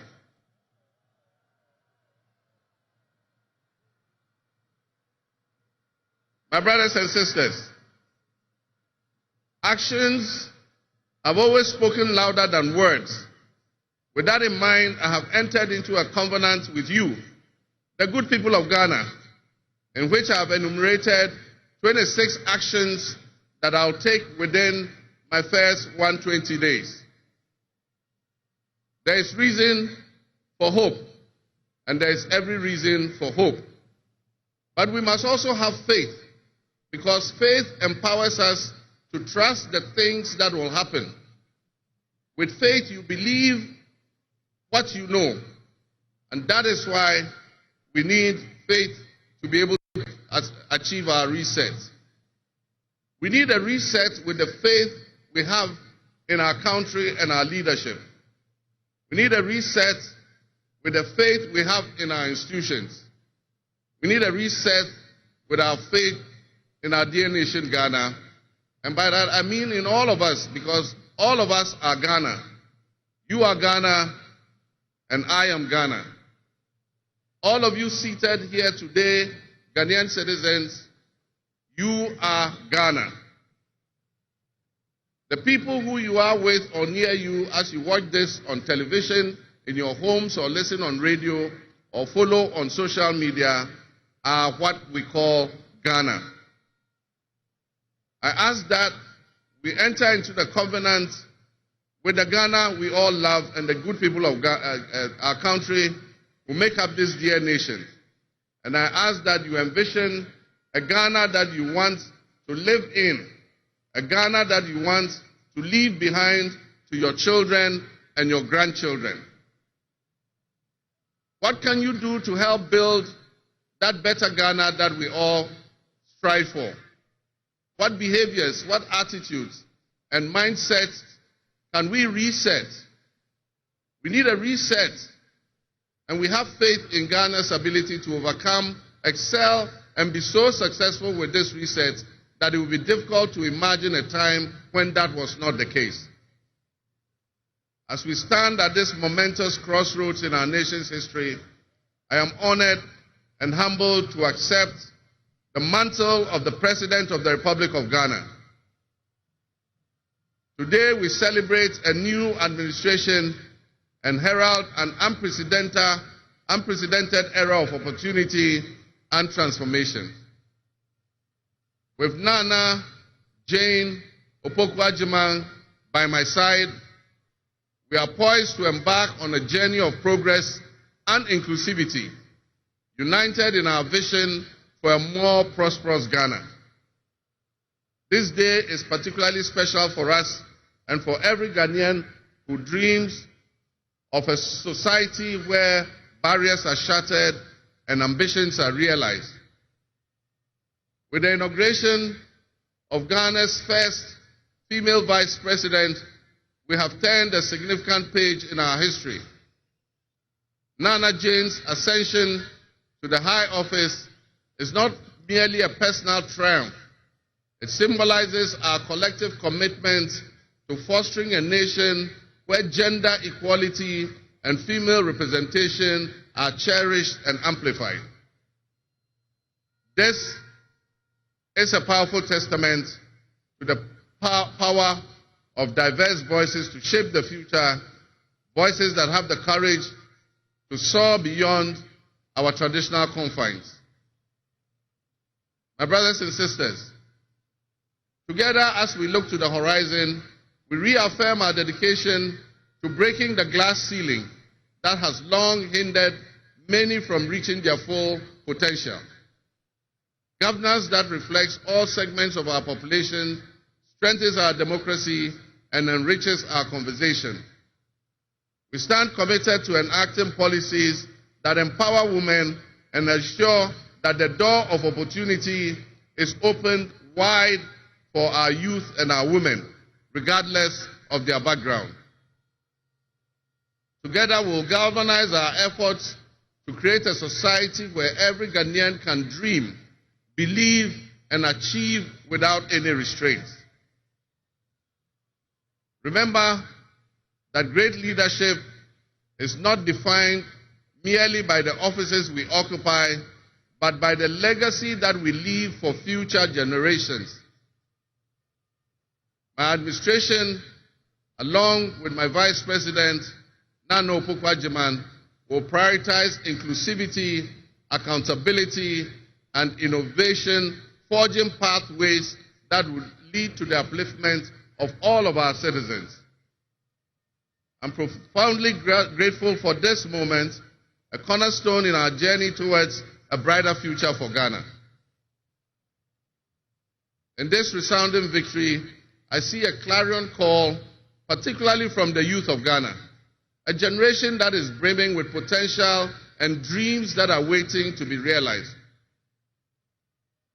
This moment is a powerful affirmation that your voices matter, that your aspirations are valid, and that your future must be our priority. We're committed to translating your hopes into action and creating opportunities for education, entrepreneurship, employment, and empowerment. Our policies will be tailored to sustain innovation and foster industry that engages today's young minds and equip them with the skills needed for tomorrow's challenges. Together with the private sector and captains of business, we will create decent and well-paying jobs. As we embark on this new chapter, I assure you that our decisions will champion diversity in all facets of governance, ensuring that every Ghanaian, regardless of your ethnicity, your gender, your age, your religion, or any background, will have the opportunity to contribute to our nation's story. Ghana's youth represent the heartbeat of our democracy. Their ambition will drive our policies as we strive to create an inclusive, equitable society where everyone has a seat at the table. Our vision hinges on the introduction and implementation of a 24-hour economy. We envisage an innovative and vibrant 24-hour Ghanaian economy, which will also be anchored in agriculture and agribusiness. This innovative approach would unlock potentials that have long remained dormant, enabling us to harness the energy and creativity of all our people. Just imagine a Ghana where our markets are alive and bustling at all hours of the day, with responsive public services accessible at all times, such that businesses can operate flexibly to meet the diverse demands that they are subjected to. And young people, including entrepreneurs, can find opportunities regardless of traditional institutions. The 24-hour economy model will also bolster job creation for the young people, stimulate local industry, and attract foreign investments, and allow us to build resilient communities and a sustainable future. This vision extends beyond mere economic transactions. It symbolizes empowerment, the empowerment of every Ghanaian to contribute to our national progress.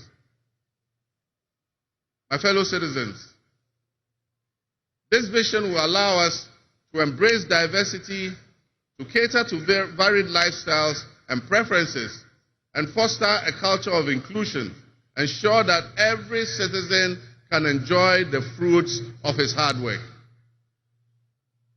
To the business leaders and entrepreneurs, I invite you to support this new model and join me in shaping a business environment where creativity thrives and where the fruits of your investments contribute to the collective welfare of our nation. Your role in driving our economy forward cannot be overstated. Your innovation and dedication will be a backbone of our success story. And I pledge to you that we would look at the tax regime and rationalize them so that they are more transparent and fair. Members of the business community, I assure you, Ghana is open for business again. Let me thank you, Your Excellencies, my fellow presidents, for leaving what is a busy schedule behind and coming to join us at this ceremony. Your presence brings honor to this inaugural ceremony. And I want to extend my heartfelt thanks to all of you and to our sister countries who have traveled from near and far to be with us today. Your presence is a testament to the strong bonds of friendship and cooperation that exist between our nations. And I promise you I will work to foster the partnerships that transcends our borders, and I'll work collectively with you towards regional stability, economic growth, and mutual respect between our nations. To my friends from across Africa and the world, I thank you and welcome you to Ghana. And in our local parlance, I say Akwaba to all of you. To my family and fellow citizens, my wife Lodina, I thank you for your unwavering support and commitment to our shared vision. This journey is not mine alone. It belongs to all of us. It belongs to each of you.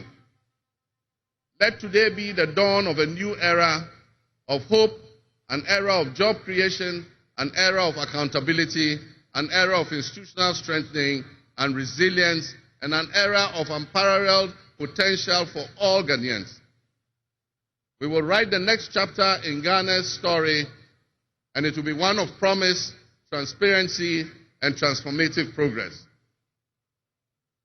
My fellow citizens, this is a patriotic call to action for all of us to participate in building a nation that lives up to its promise, where hope thrives and dreams become a reality.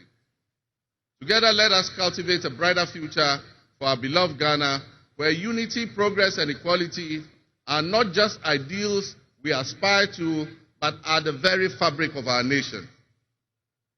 In closing, I invite you to partner with us on this journey. Together, we can create a brighter future for our beloved Ghana, where unity, progress, and equality are not simply goals we are aiming for, but are the cornerstone of our society. Let's work hand in hand to foster these values and strengthen our nation for everyone. My fellow citizens, our invited guests, I thank you very much. May God bless our homeland Ghana and make our nation great and strong. I thank you.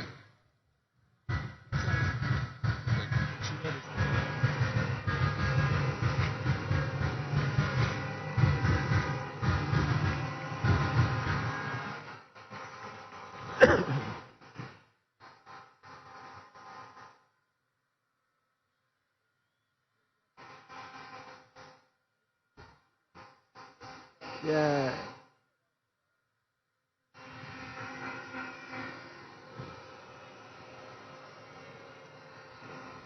Honorable members, on your behalf, I convey the gratitude of the House to His Excellency, the President of the Republic of Ghana, for his address. Your Excellency, the House is extremely grateful to you.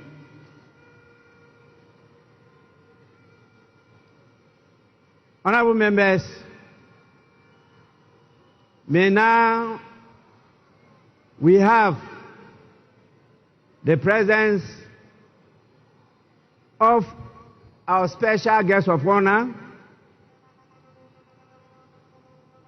in the distinguished personality of His Excellency Bola Ahmed Tinubu, the President of the Republic of the Federal, I should say the Federal Republic of Nigeria.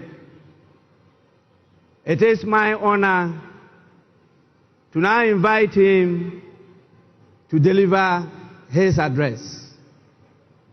Your Excellency, you are welcome to do so now.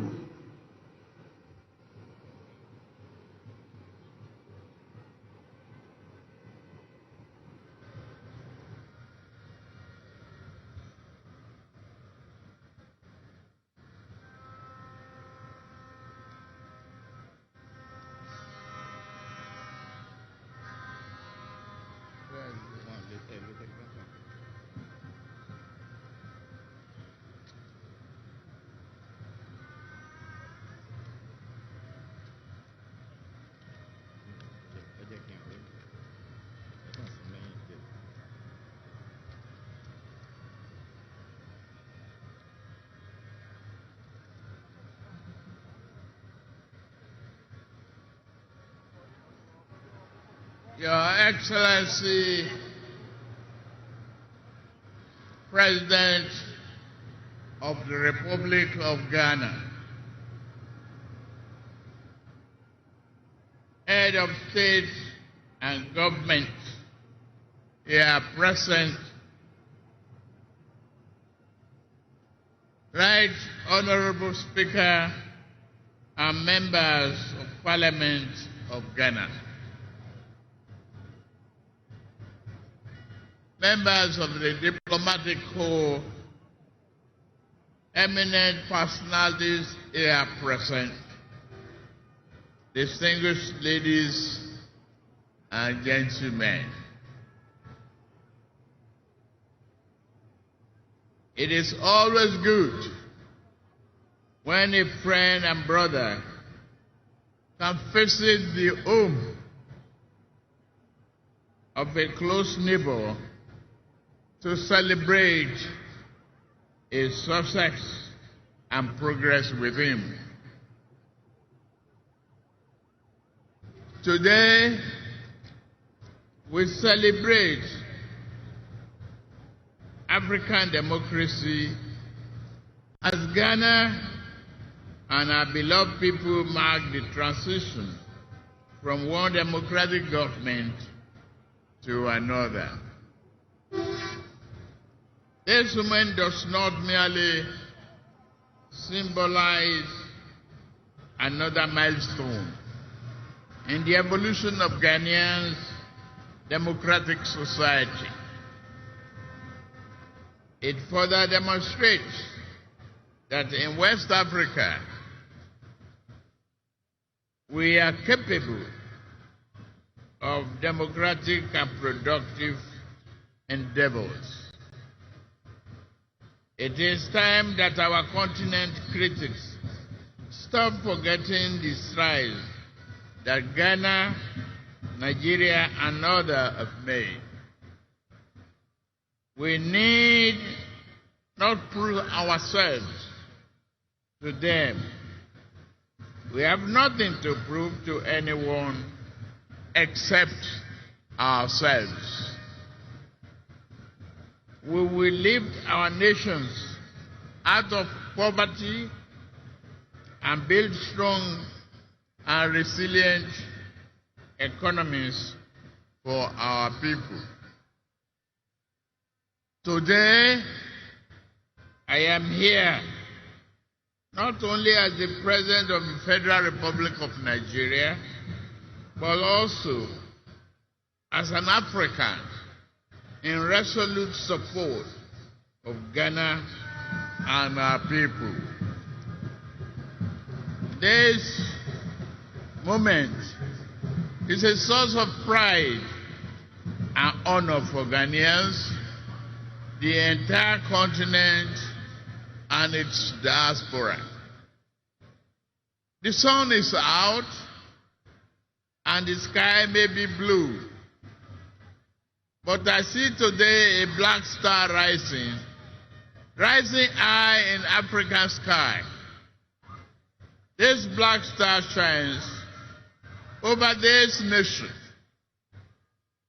and its rays spread across this continent with a sense of shared history, hope, compassion, unity, devotion, to our common welfare. While others may seek to demean Africa and keep brothers pitted against brothers, that shining star reminds us of who we are. Better yet, it reminds us of who we can be. That star reminds us always to strive and work together, bond together, even when we disagree. We must choose the path of peaceful dialogue. Never can we do harm to our brothers, nor can we permit any outsider to disrupt our bonds of brotherhood. The spirit of Ghana, the first Republic President, Osagebo Dr. Kwame Nkrumah, is here present today, lifting that star higher and higher. Just as Ghana draws inspiration and a well of strength from Kwame Nkrumah and many of his past leaders, Nigeria similarly draws inspiration from its founding fathers, who not only fought for our independence, but also cherished the close relationship between our two nations. May we always walk in the way and in the spirit of these enlightened leaders. Ghana is in harmony with that spirit, and President John Mahama inauguration today reflects that.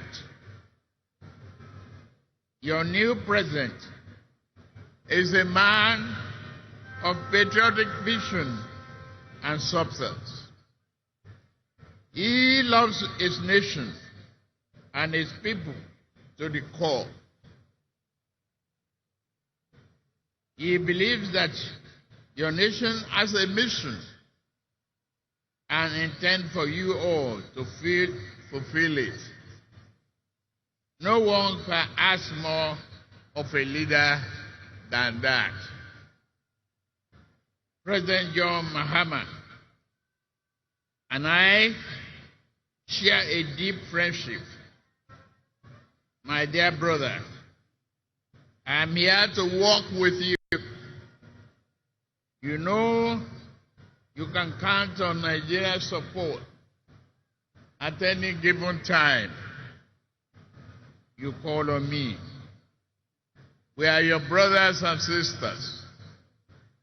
We shall always be there for you. May your administration be a profound success and progress for you, Ghanaians, and the entire region.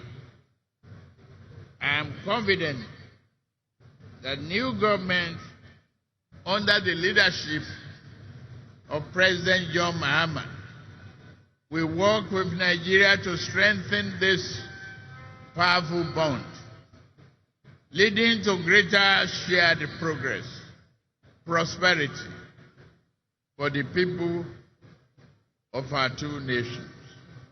I have no doubt that your administration will bring about positive change and progress. Your accession to the power should also mark a new and invigorating momentum in pursuing sub-regional and integration. and progress. With laser focus, we can tackle our people's most pressing problem of poverty, youth unemployment, instability, insurgency, and many other problems hampering our desired progress. May Ghana's democracy continue to grow stronger. May progress and prosperity be your portion.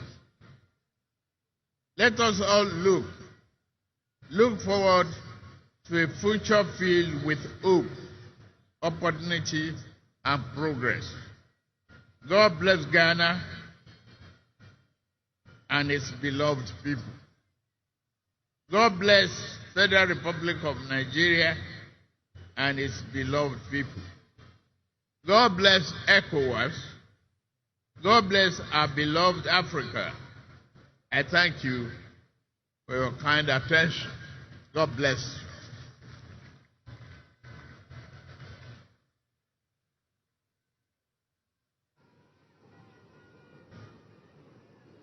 Honorable members,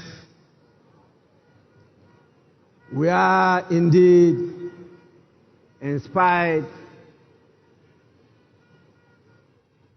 by the warm words of His Excellency, the President of the Federal Republic of Nigeria.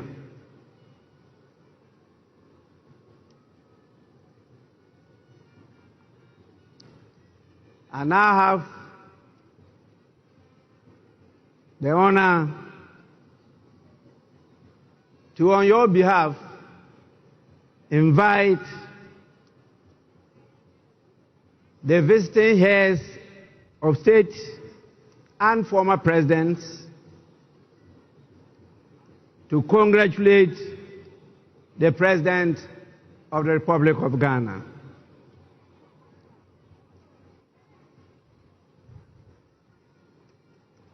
I have a real tall list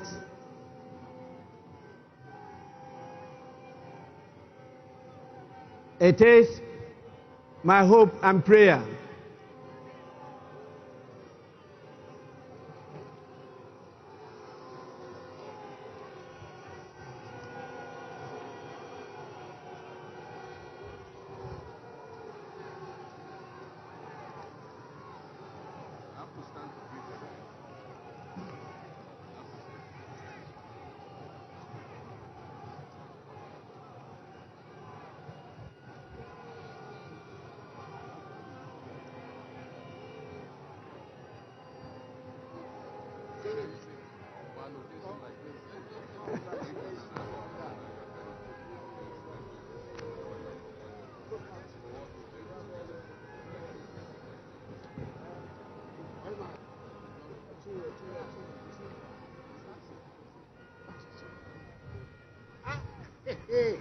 twice elected in my kingdom.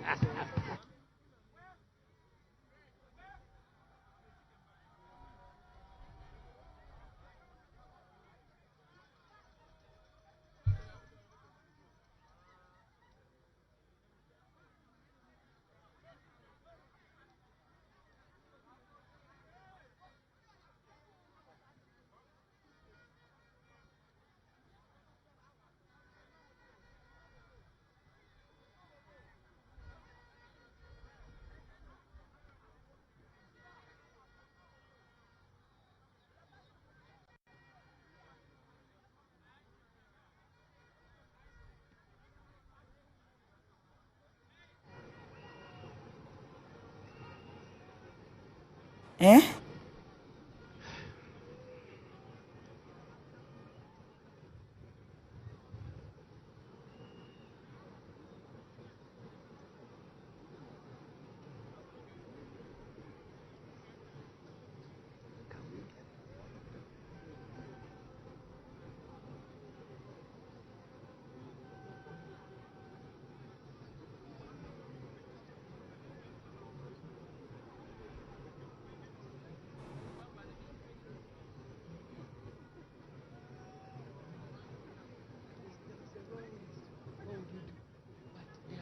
Well, the most important speech has been delivered a while ago by the President of the Republic of Ghana, John Dramani Mahama. He is the sixth for the Fourth Republic. Of course, we've had about 9 presidents in the country, but in the Fourth Republic, he is the sixth president, and he's just delivered that important speech. We've also had the speech by the special guest of honor, Tinubu Asiwaju Bola Adenkule Tinubu. He's the President of the Federal Republic of Nigeria. Just some highlights from the speech of the President of the Republic of Ghana as we wait for the other congratulatory messages that are going to come through. I've seen the former President John Ajekum Kufuor heading towards the dais to also, I'm not too sure if he's going to deliver a speech though, but we are also live on Joy 99.7 FM. We're on the Joy News channel, we're on Joy Prime, we're on myjoyonline.com and all our social media platforms. Just walking you through portions of that speech delivered by the President of the Republic. Of course, he concludes by admonishing business community that Ghana is now open for business again, and talks about the fact that, okay, the speaker is just speaking. Let's go there. Call the names of our distinguished dignitaries, the heads of states and presidents from various countries, to come to congratulate His Excellency, the President of Ghana. And I will start with our special guest, the President, the Commander-in-Chief, and the Head of State of the Federal Republic of Nigeria, the person of His Excellency Bola Ahmed Tinubu, to lead in this whole exercise. Your Excellency, you may proceed to do so now.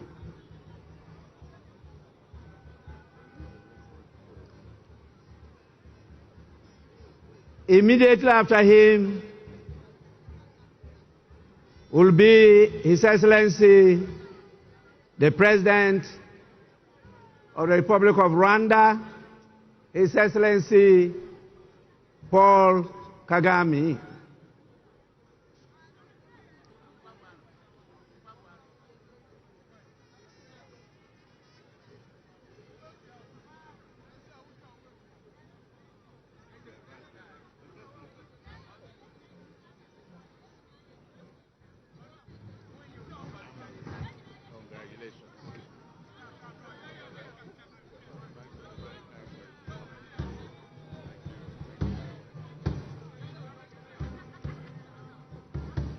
Then follows His Excellency the President of the Republic of Togo, His Excellency Faure Gnassingbé. After him comes His Excellency the President of Benin, the Republic of Benin, in the person of Patrice Talon.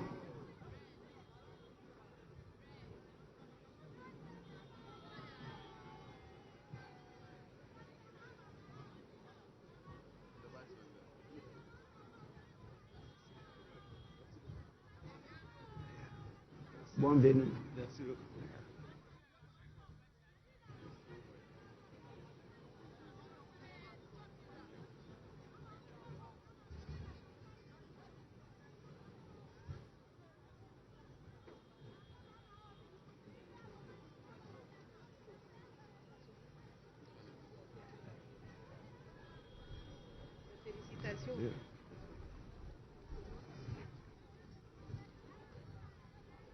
Then follows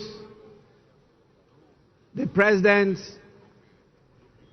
of Gambia, His Excellency Adama Barrow. After him, we have His Excellency Brigadier Julius Maada Bio, the President of the Federal Republic of Sierra Leone.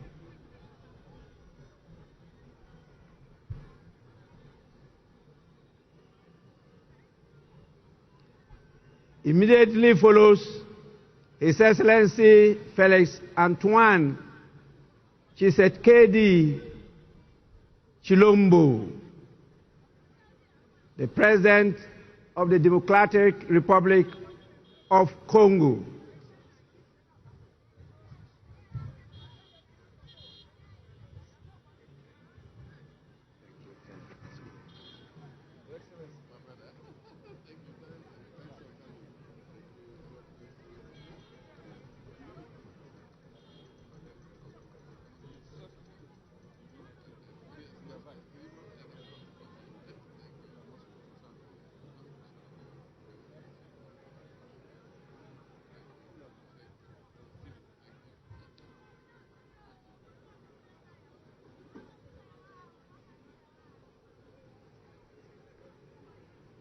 After His Excellency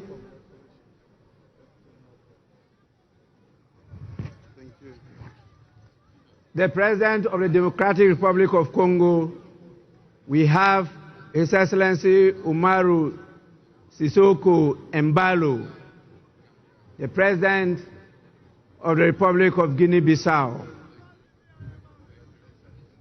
After him follows the President of the Republic of Cabo Verde, His Excellency Jose Maria Neves.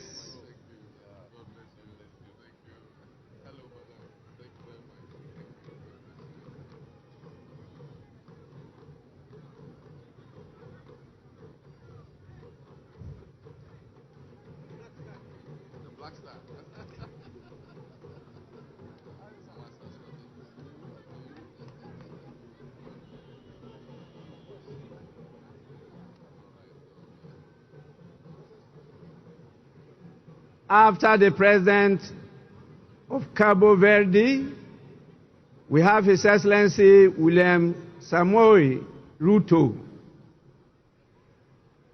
the rural boy, who is the President of the Republic of Kenya.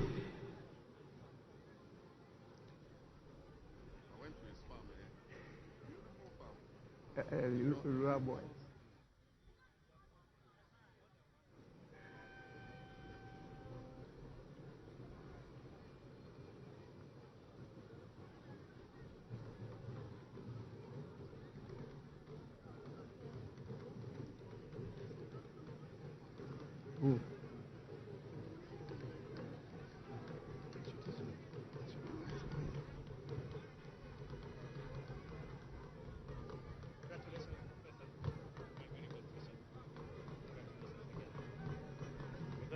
The rural boy. Thank you very much. You're welcome.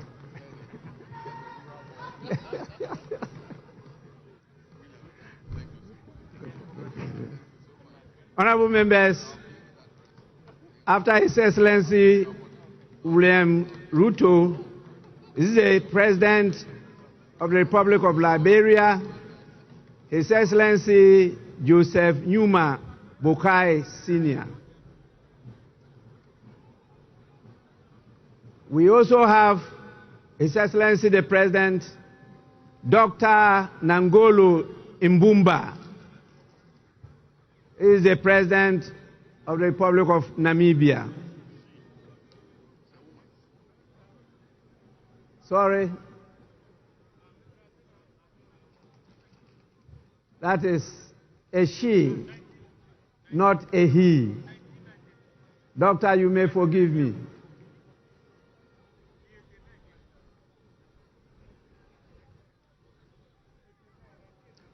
After Her Excellency, the President of Namibia, is His Excellency Bassirou Diomaye Faye, the President of the Republic of Senegal.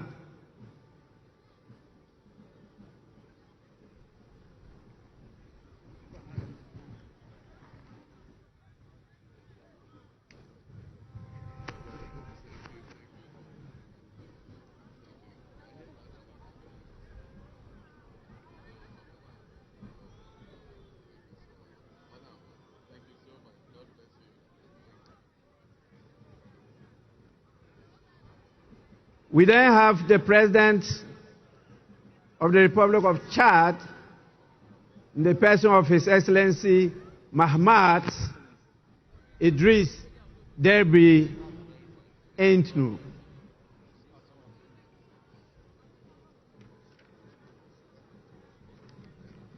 After him, we have the President of the Republic of Botswana, His Excellency Duma Gideon Boku.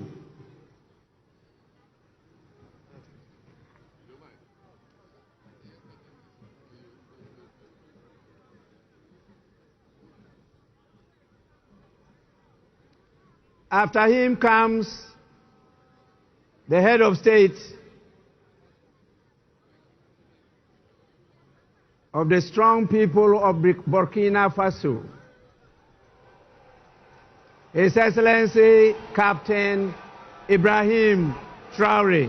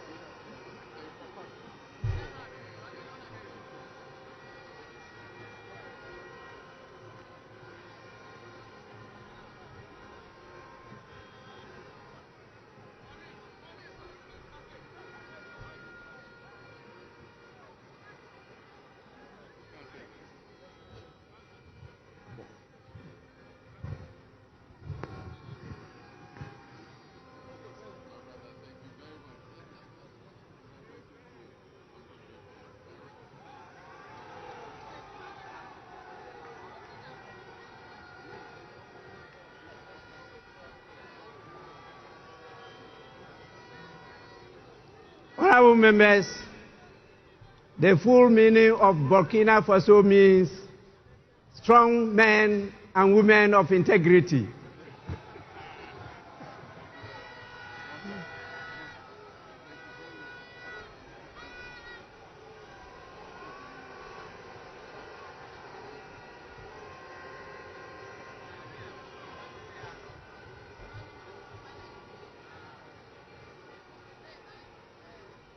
We have His Excellency Brigadier General Bryce Clotaire Oligui Nguema, the President of the Republic of Gabon. After him, we have His Excellency Mamadi Doumbouya, who is the President of Guinea-Conakry. And after him, we have the Prime Minister, Abdoulaye Maïga. He's the Prime Minister of Mali.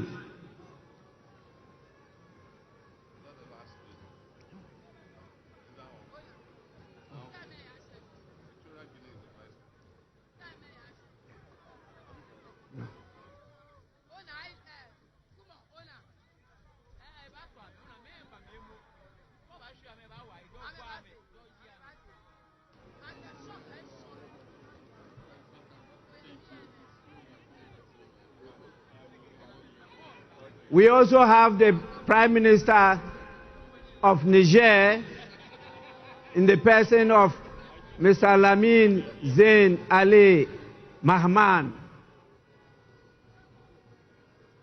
and the Prime Minister of Haiti, His Excellency Fritz Alphonse Jean.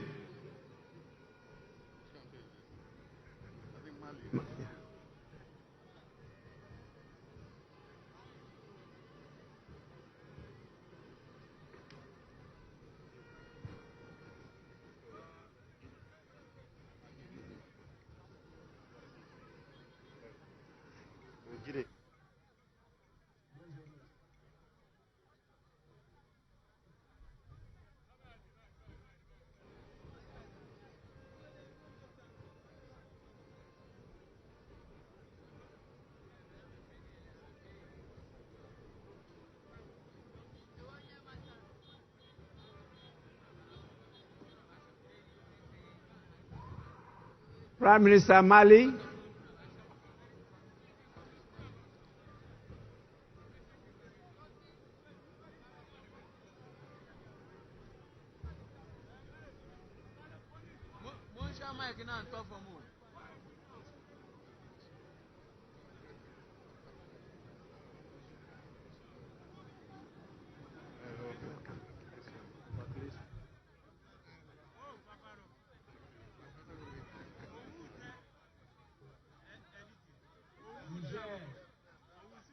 Prime Minister of Niger. After him is the Prime Minister of Haiti.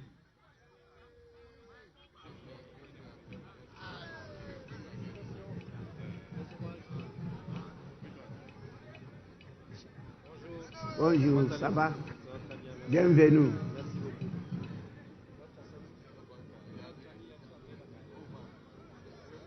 After that, we have the Vice President of Equatorial Guinea, the person of His Excellency Teodoro Obiang Nguema Mbasogo.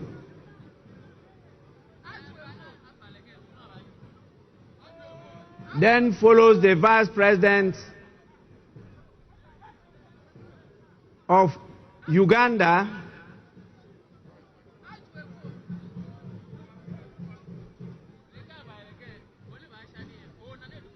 the person of Jessica Rose Epel Alupo.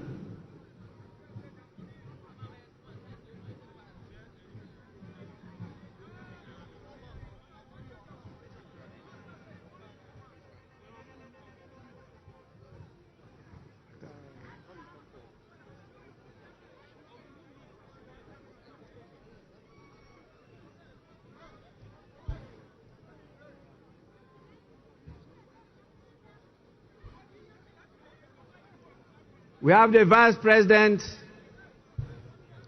of the Republic of Tanzania,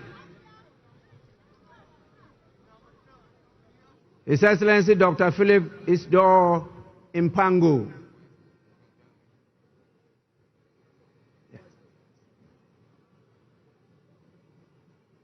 That is rather the Vice President of Tanzania.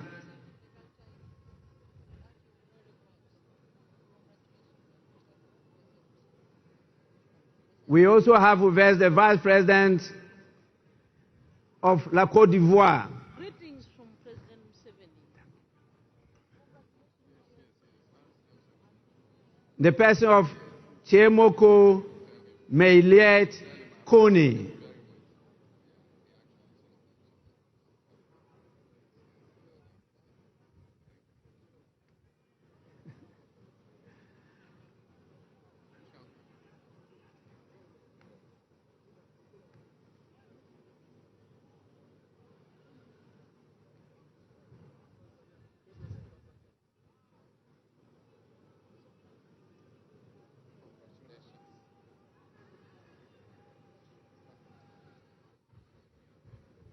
Tanzanite.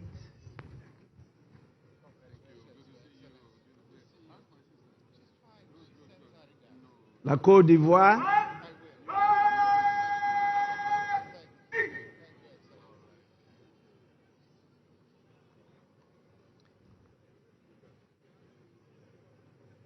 After His Excellency the Vice President of La Côte d'Ivoire, we have the Vice President of Mauritania, His Excellency Mohamed Adihali Khatra.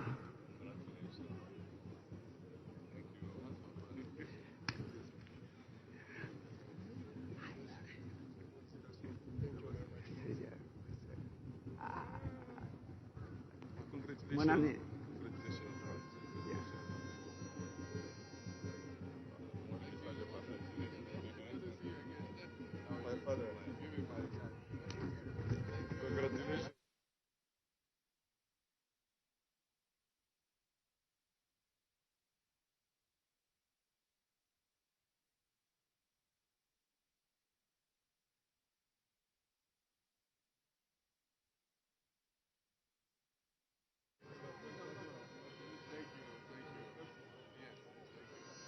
the Vice President of Mauritania,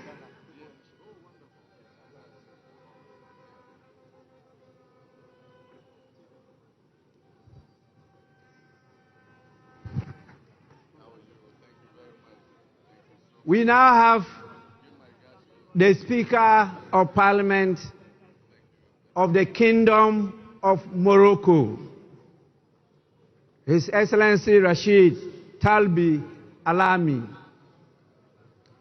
After him is the former President of the Federal Republic of Nigeria, His Excellency Olusegun Obasanjo.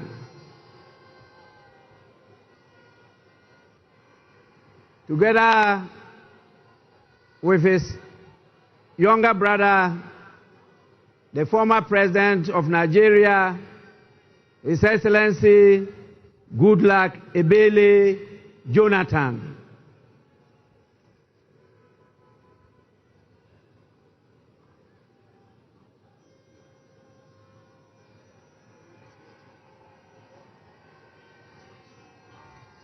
Speaker. Morocco. I'm Speaker of Morocco. Yes. I hope to see you. Yes. Thank you so much for the invitation. Thank you. Thank you. Thank you. Thank you. Thank you.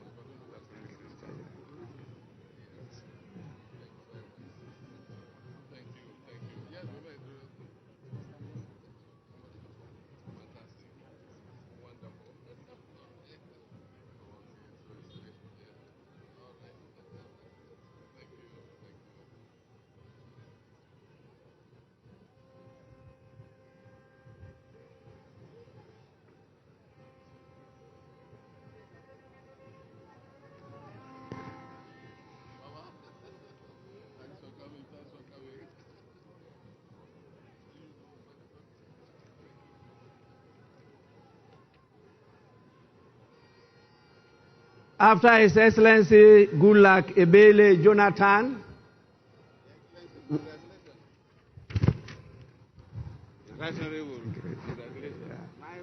we have the former President of Liberia, in the person of Her Excellency Ellen Johnson Sirleaf.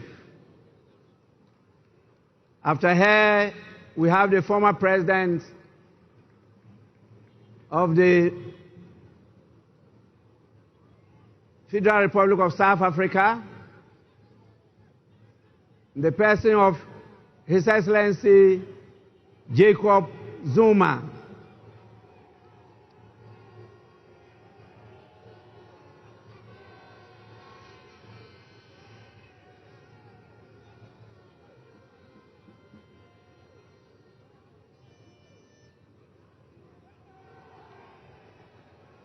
After the former President of South Africa, we have the former President of Germany, His Excellency Christian Wolff.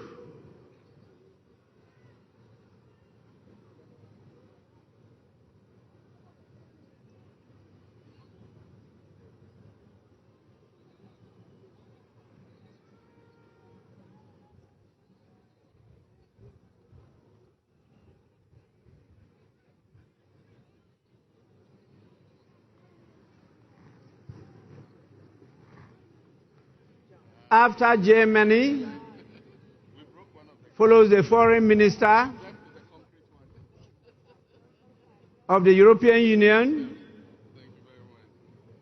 Belgium, European Affairs, Foreign Trade, and the Funeral Culture Institute. His Excellency Bernard Quentin.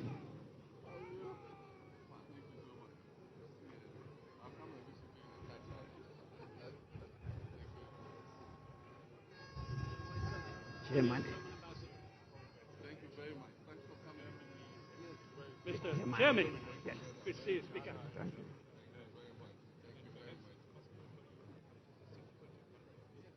After the Foreign Minister of EU, we have the Senior Minister, His Excellency Jean-Jacques Broya, of Congo Brazzaville.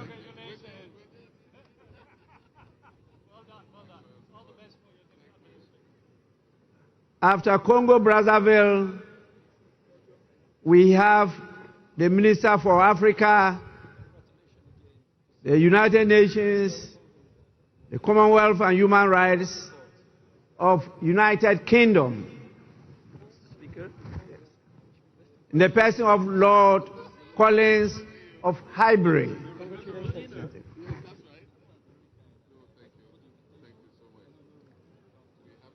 After him comes the Minister for Defense of Zimbabwe, Honorable Opa Michinguri Kashiri.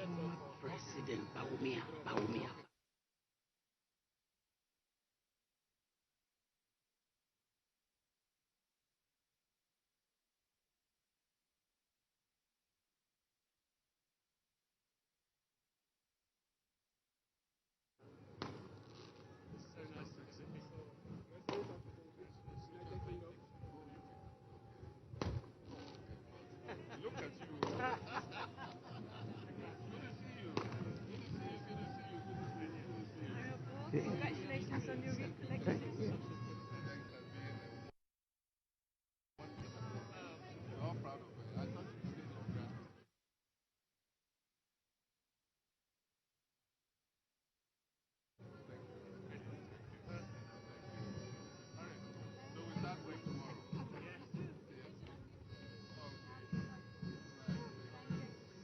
We also have the Minister for Housing, Lands and Maintenance of Barbados, Honorable Dwight Sutherland, Member of Parliament.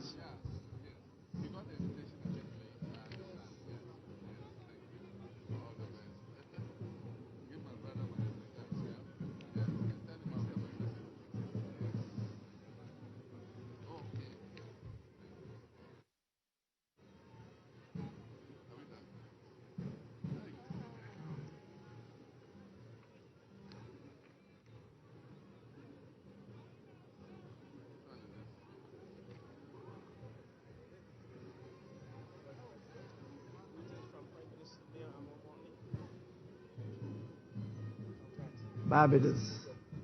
Greetings from Prime Minister. Yes.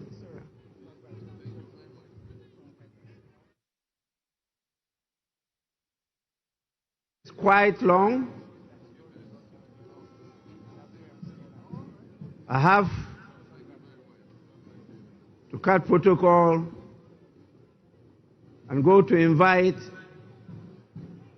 the former Vice President of our great Republic of Ghana, in the person of His Excellency Dr. Mahmoudou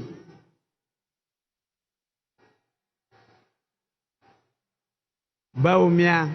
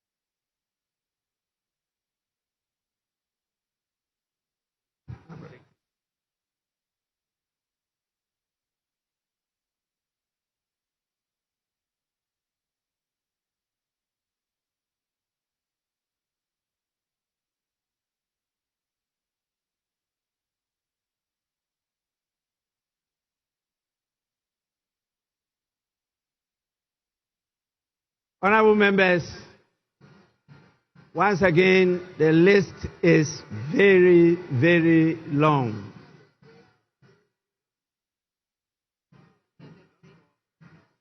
I will now invite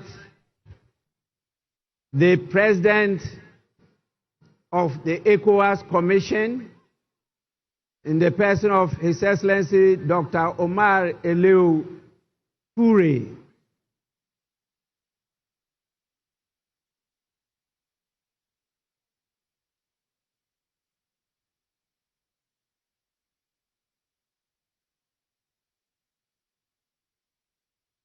We have so many special envoys and ministers from Czech, Israel, Spain, China, Japan, Russia. We have the mayor of Los Angeles, United States. And please, you are all invited to follow in this order, the order I just mentioned. Thank you. Czech, Israel, Spain, China, Japan, Russia, Mayor of Los Angeles, Deputy General Secretary of the United Nations, Ms. Amina Mohammed, Secretary General of the Commonwealth, Right Honorable Patricia Scotland, the African Union Commission Chairperson, Special Envoy, His Excellency Wamikele. And we have the Honorary Consul General for Nigeria and Ghana of Belize, Dr. Ifeanyiku Ifede.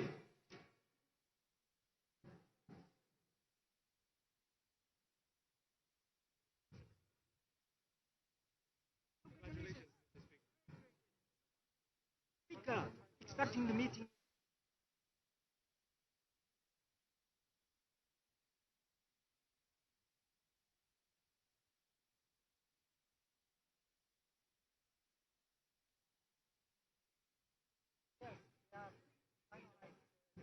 We have the former Prime Minister of Ethiopia, the Secretary General of Climate Vulnerable Forum, Pan-African Parliament, the President himself, His Excellency Chief Fortune Zephania Charbura.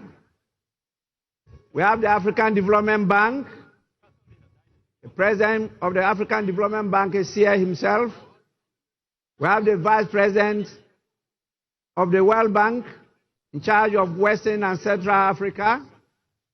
Then the ECOWAS Bank for Investment and Development, the President and Chairman of the Board of Directors, our own Dr. George Ajekum Donko. We have the United Bank for Africa, Chairman of the group, Mr. Tony Elumelu, and we have the Ambassador of Bahamas,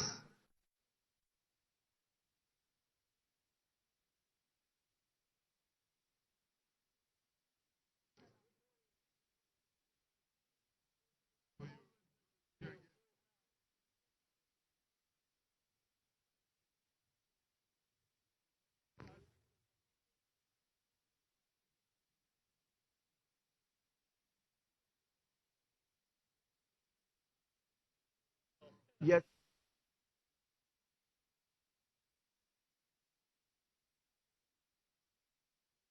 We have the President of the Secretary General of the United Nations Office for West Africa and the Sahel, Mr. Leonardo Santos Simao, and the Deputy National Secretary Advisor to Sheikh Khalid bin Ali Al Khalifa of Bahrain.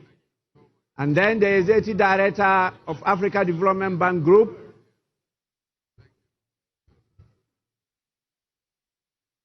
And we have the Vice President for Africa, International Bank for Reconstruction and Development, Usman Diagana.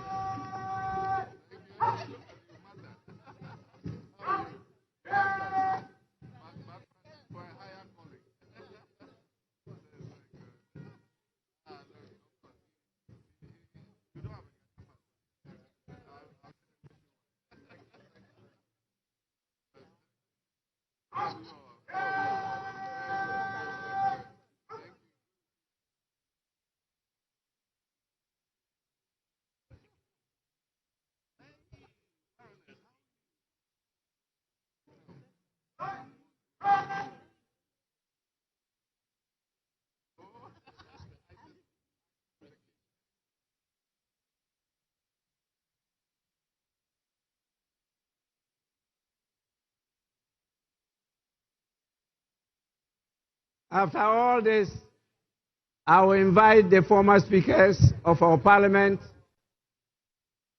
They may come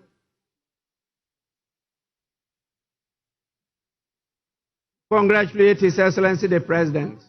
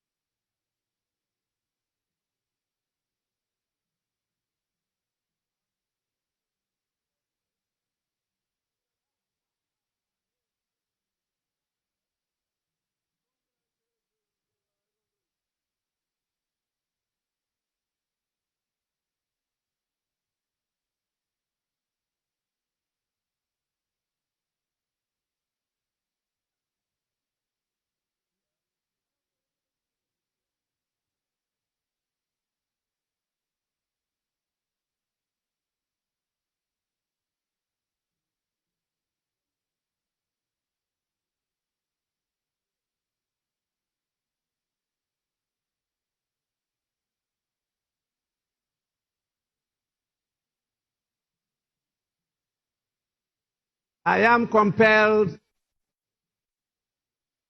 by the situation, not only time constraints, but the exhaustion of all gathered here, to invite the Chairman of the Council of Elders of the Great Evergreen National Democratic Congress, who could at his pleasure come with some of the executives of the party to congratulate His Excellency the President. And we will crown it all with the First Lady of the Republic of Ghana, Her Excellency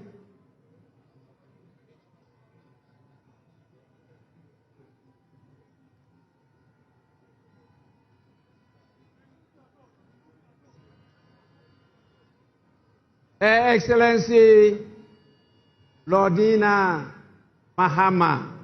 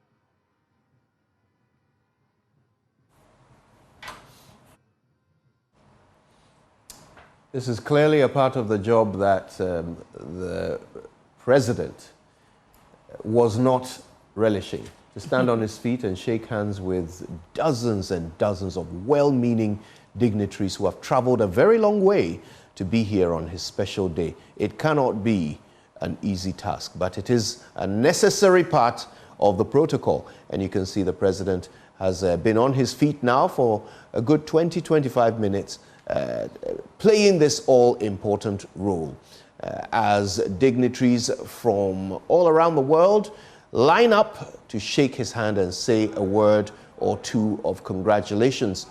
We've seen all the visiting presidents come in their turn, and we are now seeing some of the senior members of his political party also stopping by to shake his hand. Sami Jemfi, the one currently in shot, if you are watching this on the Joy And you News can't help channel. but mention Basintele just went by, and yes. also Activate Body Cam. You know. Yes, Activate Body Cams. But he saluted though. Yes. Does Basintele have some sort of military background? I think he had a dream of being a military man. Maybe that didn't happen. Dreams can come true. Yeah. We now see Yeah. the First Lady coming to shake hands and hug the president, his family the members, children are here. trooping through, shaking his hand, his sons stopping for a moment to hug their father and say, congratulations, you did it, Dad. And you can well imagine the pride in the Mahama household as, they return to the seat of government. Jubilee House will once again be their home. And this is at the end of a very hard-won battle by the president, John Dramani Mahama. I mean, what a campaign he ran to lead him to this point. You remember the croaky voice at the end of that campaign, at the very final rally, when his voice was almost completely gone. Yet he somehow mustered the energy to address that teeming crowd at Medina, to give them one last reason to go into the ballot box and put their thumbprint next to his name and photograph. It paid off. Today, he shakes hands with the world as he resumes his seat as President of the Republic of Ghana. John Dramani Mahama, once again, back in the big seat. At the last count, I captured about 35 countries and representatives, presidents, vice presidents, prime ministers, all the way from Benin, Gambia, Sierra Leone, DRC, that's Democratic Republic of Congo, Guinea-Bissau, Cape Verde, Kenya, Chad, Togo, Burkina Faso, Guinea-Conakry, Niger, Mali, Equatorial Guinea, Uganda, Tanzania, La Côte d'Ivoire, Mauritania, Morocco, Nigeria, Liberia, South Africa, Germany. We had representatives from the EU. We had Congo, Brazzaville, we had the UK, we had Zimbabwe, we had Barbados, we had Ghana also, and of course, we had the ECOWAS representative, we have the Czech Republic, we also have Israel, and we have Spain, we have Japan, we have China, and they've all come through and to celebrate this day with us. And there's a lot of talk also about the attire of the president. I'm sure these are things that we'll get to go into. We've talked about the Adinkra, we know that it's from Bondana. They've already started talking about it. And I don't know if the choice of Agbada is because we're having a special guest from Nigeria. We also know that Nigeria is the first place he visited just when he won that election. And the way he's wearing that hat also, we know that when you fold it, that hat, when it's folded towards the right side of his head, the Dagbon people call it the Nala, and it means the wearer is a person of strength. He could be a rich man or an influential person in society. And we know that the Agbada also that he's wearing is borrowed from the Sahel in general, and specifically Yoruba people of Nigeria. And that choice, we know, signifies his and Ghana's appeal and relevance within the sub-region. And the dominant color, which is white, we know is obviously for victory and good omen. And of course, giving it the kente symbol also, with the kente in there. Some have said, it's already generated a lot of talk on social media about the choice choice of attire, but of course it does look like that Nigerian bit in there and all that. With the kente highlights. And that was a specially made kente for this occasion. Yes. By the way, I feel like I have OCD, and so I have to complete a task I started earlier. Yes. We were talking about the Adinkra symbols, the 4 Adinkra symbols on the breastplate of his agbada. And the final one was the Jinimin. We didn't get to that. Yes. The Jinimin, which is actually the ram's horns, okay, the horns of a ram. Yeah. And that signifies strength and humility. Yes. Okay, the ram being an animal of great strength, but also of great humility. And I must add, this particular symbol is also part of the University of Ghana symbol. That's correct. The president went to the University of Ghana. He was a vandal. So I've just been finding, I've been finding out the choice of these Adinkra symbols from the designers and what actually went into the decision to pick this particular 4. There are a number of Adinkra symbols, but the choice of these 4 particular symbols, the Nyamidria we've talked about, the Sankofa, the Jinyame, and the Dwimining, which is the ram's horn. And so it does look like the strength, humility, and then with his background, educational background at the University of Ghana in there, and the Nyamidria, which I've already explained, the Sankofa, which means that we are bringing back a former president, sort of, and then also they say Sankofa Yenchi, and then also the Jinyame, you've already explained. We can't do anything without God. So it looks like everything in that particular attire or the choice of attire for the president today, very symbolic. There a lot of, thinking went into it to choose whatever it is that we're seeing that is the output. And then the way he's also wearing the hat amongst others. But as we speak, a lot of congratulatory messages and then also handshakes still ongoing. We have more and more of them. A party, National Council of Elders, they've gone by. We've seen the family and we have more and more of them trooping to the days to actually, I think the children are back again. Wow. Well, I might as well, if it's nice to do it twice. Let's also spend a moment on the speech that he gave. Lots and lots of very important points. You started to summarize a few of them earlier. Yes, he talks about the deja vu that he's getting, especially because of President Akufo-Addo and the fact that they were both in Parliament at some point, extolled him and talked about the fact that he's a worthy opponent, and then went on to the outgoing vice president or former vice president, Dr. Mahmoud Bawumia, and the fact that he's a sportsman and his early concession, how it ended the contest. Some have said, is the contest really over? But he's talked about also working with our neighboring country, and the fact that government, he quotes Ronald Reagan, government have no power except when it is granted by the people. And he talks about hope being on the horizon, and that today marks the beginning of a new opportunity. And of course, it's time to reset Ghana, and we need that faith to be able to reset the country. Speaker Alban Bagbin is on. Let me take you there and we'll wrap up later. And the minority leaders to come and give an indication as to where we proceed to from here.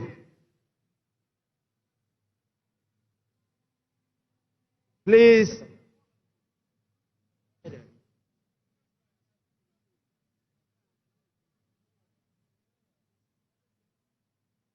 the majority and the minority leaders.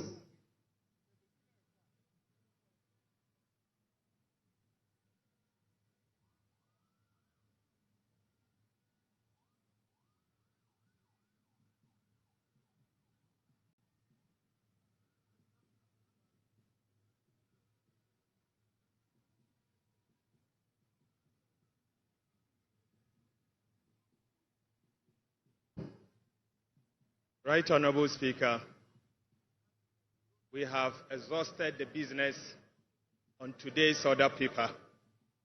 In view of that, I move that this House adjourn to tomorrow at 11 a.m. in the forenoon.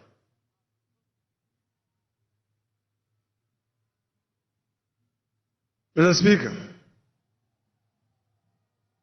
it is the desire of the minority that this House be suspended so we continue to do business in fulfillment of the 24-hour economy. However, if the majority leader so pleases, I shall second his motion for adjournment. Thank you very much. Honorable members,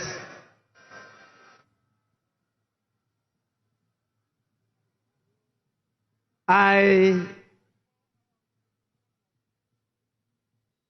view of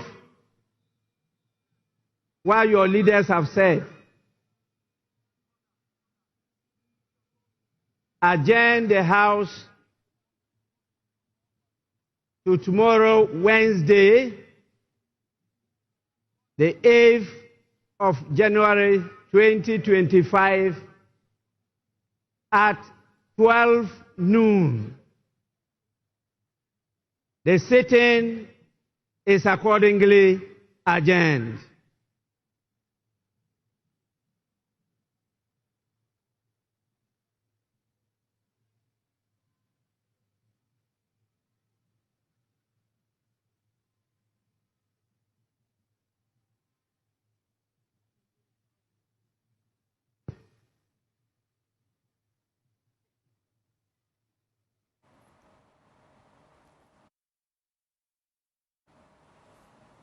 And it's definitely over, Kojo. And sitting adjourned to tomorrow. Inauguration of President of the Republic of Ghana, John Dramani Mahama, officially over. Ghana has a new president in the person of the man from Damango, one time an MP for Boli Bamboy, Minister of Communication, then was also a deputy minister, was a vice president, was an ECOWAS chair, was a president at one point, vice president, like I said, and today he's an author as well. And today he's the president of the Republic of Ghana. Once again, John Dramani Mahama, Ghana's president. Yeah, he now has 4 years ahead of him with absolutely nothing to lose because he has no desire or even hope of re-election. What will he do with this unique set of circumstances? If it all works out well, it will be to the benefit of a grateful nation. And we certainly hope that that is the outcome.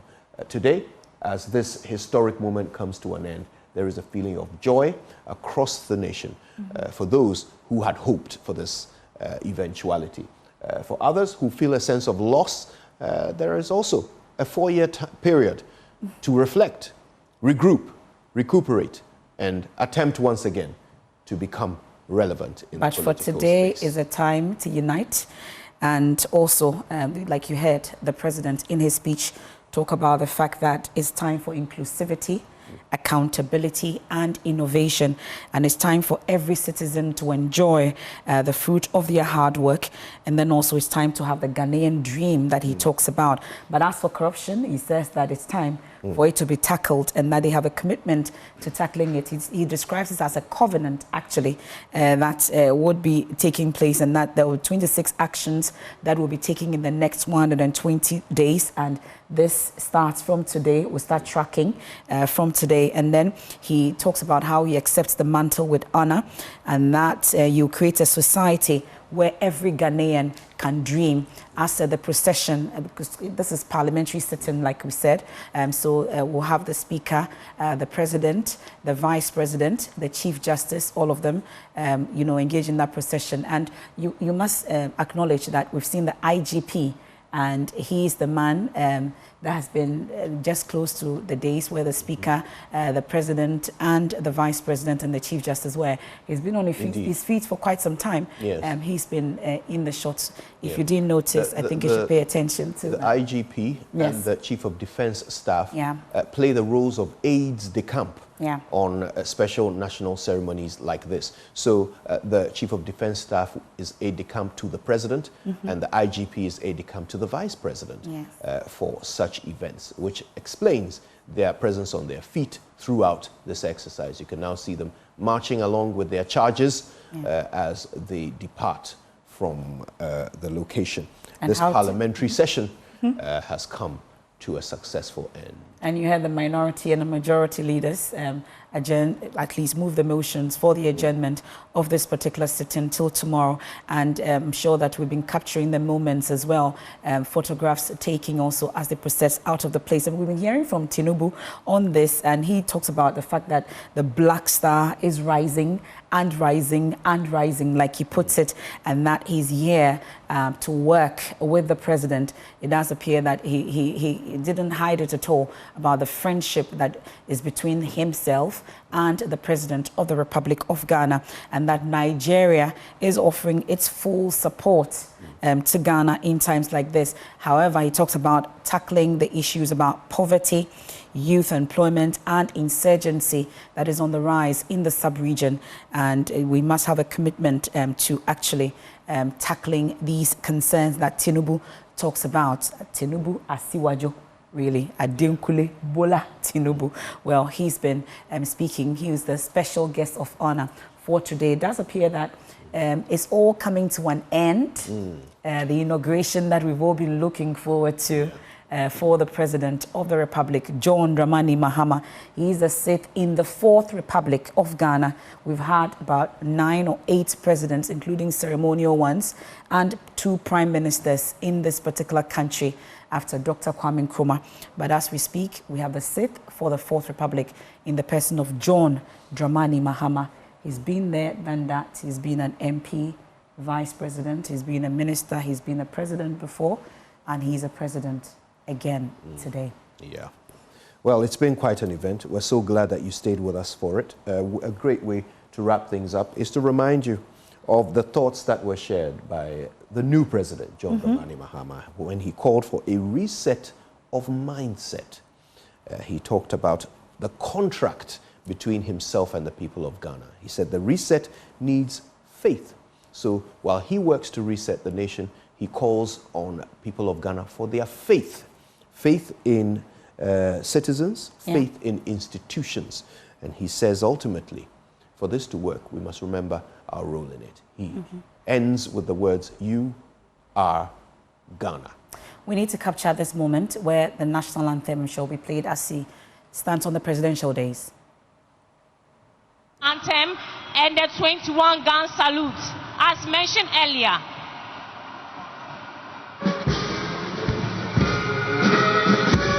All uniform personnel are to salute.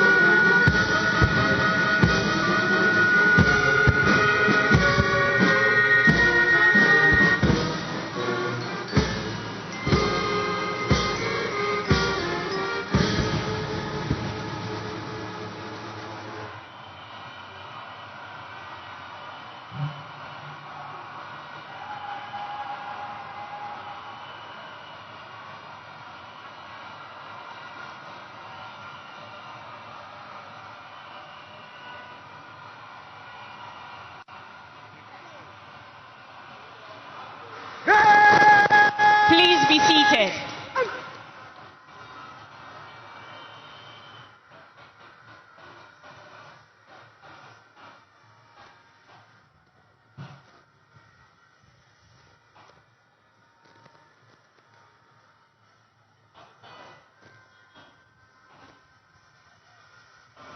The parade commander is marching to ask permission for the inspection of the parade. Presidential inauguration ceremony, guard honor conduct. Guard mounted by the Ghana Navy. 96 bank and file with the Ghana Navy regimental band in attendance, ready for inspection. Lieutenant Ghana Navy, Kenneth Opoku, report Your Excellency. Aye, Your Excellency.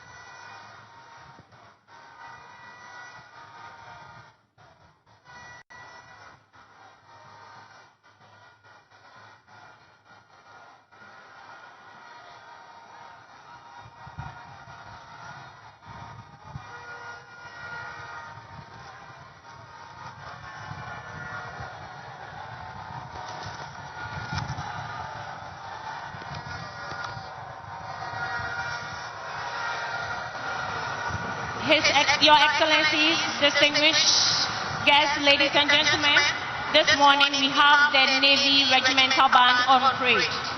It's under the command of Sub-Lieutenant Doris Iboni.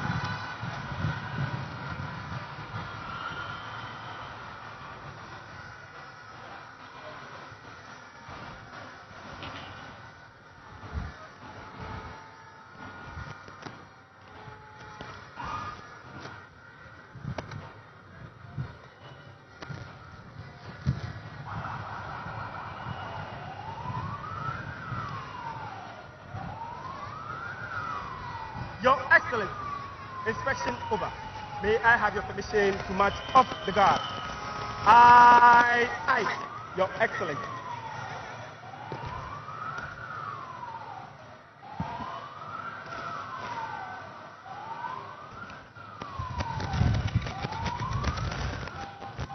Distinguished invited guests, ladies and gentlemen, this marks the end of the inauguration of His Excellency John Dramani Mahama as the President of the Republic of Ghana and Commander-in-Chief of the Ghana Armed Forces and the Vice President Professor Jane Nana Opoku-Agyeman. Distinguished invited guests, ladies and gentlemen, let's all remain seated as the President takes leave of us.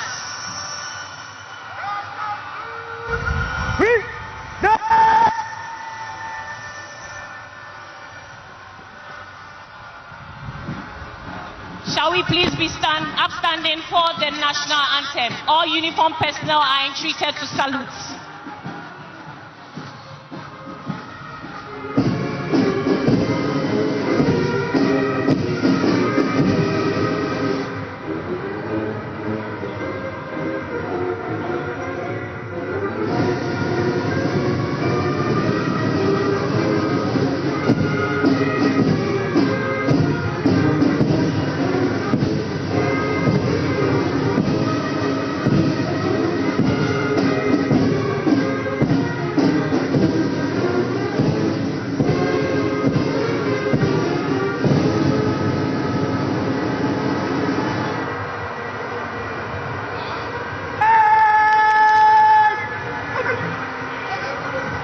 Distinguished invited guests, ladies and gentlemen, let's all remain seated as the President takes leave of us. Please be seated.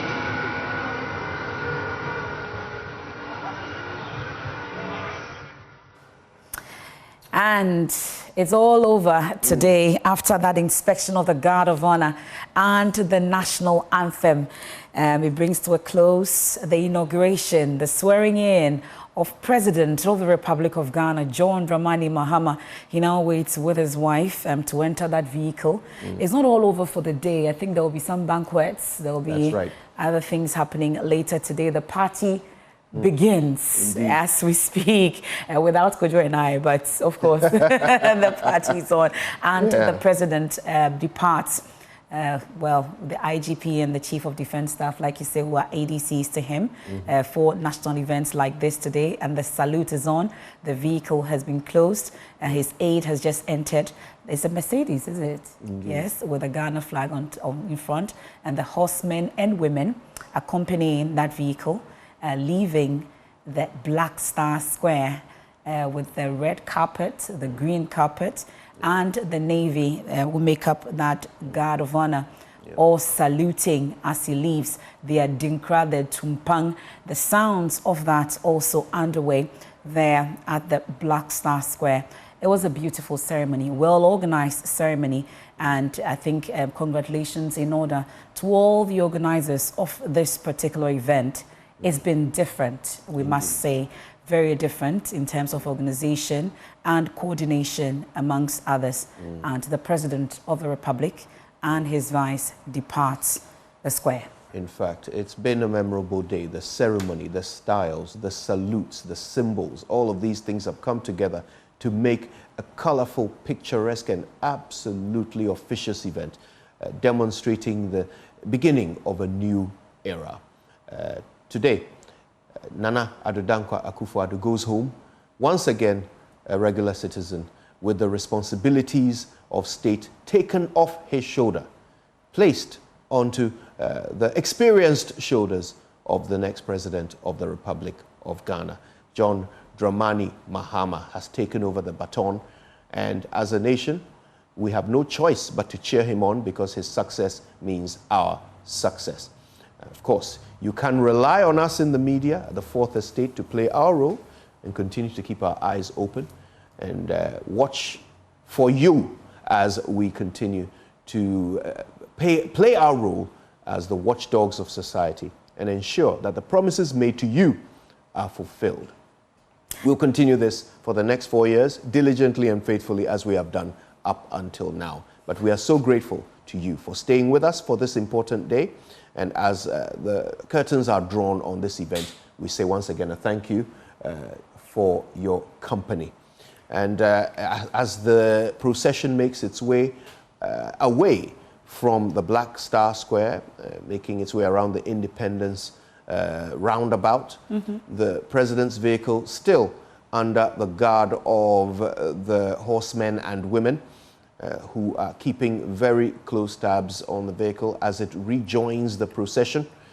You can see from the aerial shots here the very well-trained horsemen and women are making their way away from the procession so that the vehicle can rejoin the dispatch team that will then take it to its destination. You can see the serene images of the drone as it shows you how things are coming to a conclusion at the Black Star Square. All the dignitaries now patiently waiting for their vehicles to pick them up in turn. The protocol team working overtime to ensure that this thing happens like clockwork, in order, so that these visiting dignitaries are not made to sit around and wait in the sun longer than they have to. It's a very well-oiled machine that we're seeing at work at the Black Star Square today.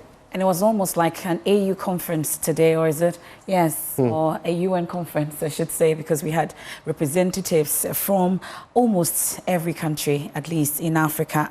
We are still trying to figure out which country in Africa was not represented today at the Black Star Square. And we've had a number of them all coming through, from presidents, vice presidents, prime ministers, envoys, ministers, amongst others, all making their way to be part of this historic moment with our special guest of honor, President of the Federal Republic of Nigeria, Bola Tinubu. They're sending us well wishes and making the promise of Nigeria being with us all the way through it. At least they are brothers in everything, but we win the fight. We win all the competitions when it comes to food, to football, amongst others. But of course, they remain our key brothers and partners in all this.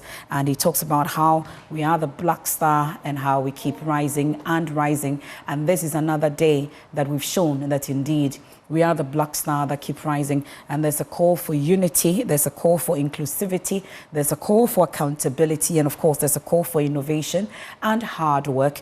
And to the business community, the President of the Republic of Ghana says that Ghana is open for business again. And we can see MPs, all the dignitaries now making their way out of the Black Star Square, and we are told that there are other events that are lined up for today as part of the celebration of the inauguration of President John Dramani Mahama. I almost lived there, you know. Yeah, we'll get used to it. And he's made that comeback in style. And the Nyamidria, the Sankofa, the Jinyame, and the Drinemin being his guide. I think I would like to go on the ground and interact with our colleagues who are on the ground. They've been interacting with the dignitaries, they've been interacting with party supporters at the Black Star Square. Presidential Affairs Correspondent and Maxwell Agbagba is on the ground. He will join us shortly to get some reactions on the ground as to how this event actually went and what the impressions are of those who attended, amongst others. And then also my colleague James Aveji and of course the digital team are all on the ground. Kweku Asante, Parliamentary Affairs Correspondent, also on the ground for us, all covering all the angles for us to let us know what people are saying and how people are reacting. And of course, Kweku Asante is currently interacting with the former Minority Leader of Parliament, Haruna Idrissa. Let's catch it.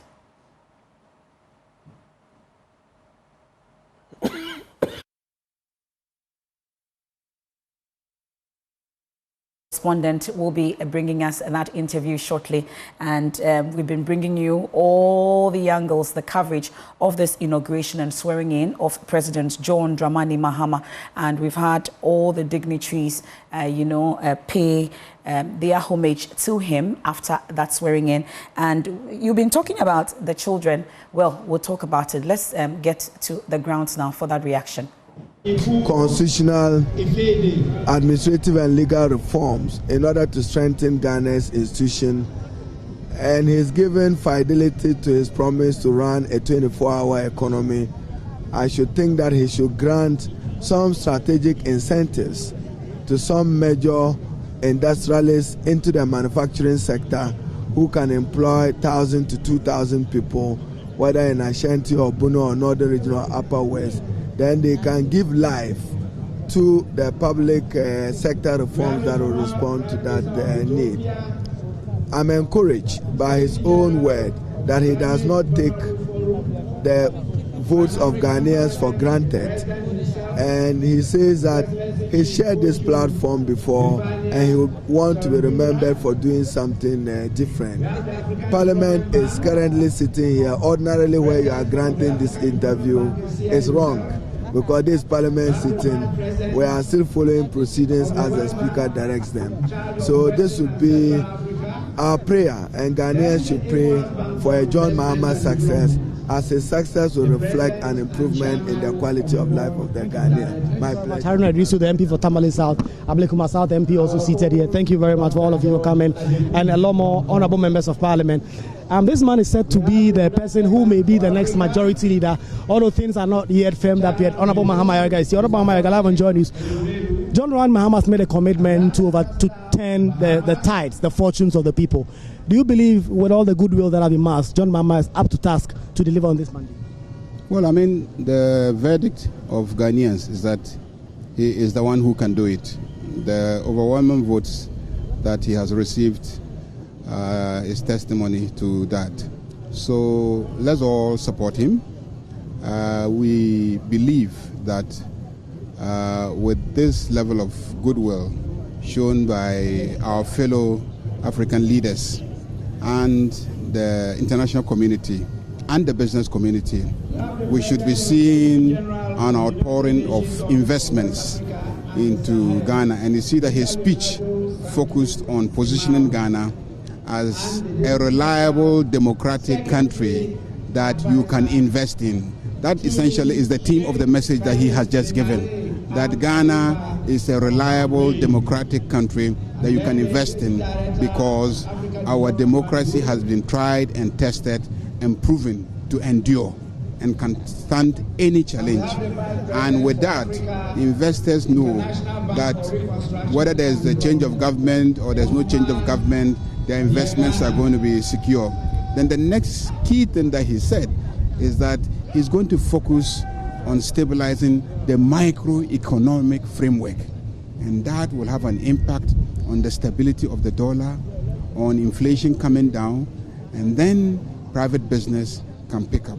So we believe that if all these things really happen as we have promised, we will change the fortunes of the people of Ghana. You'll be shepherding this through the House for him on his behalf. Your name has come up quite strongly as a person who will be the next majority leader. What are you saying to that? Wait till it happens.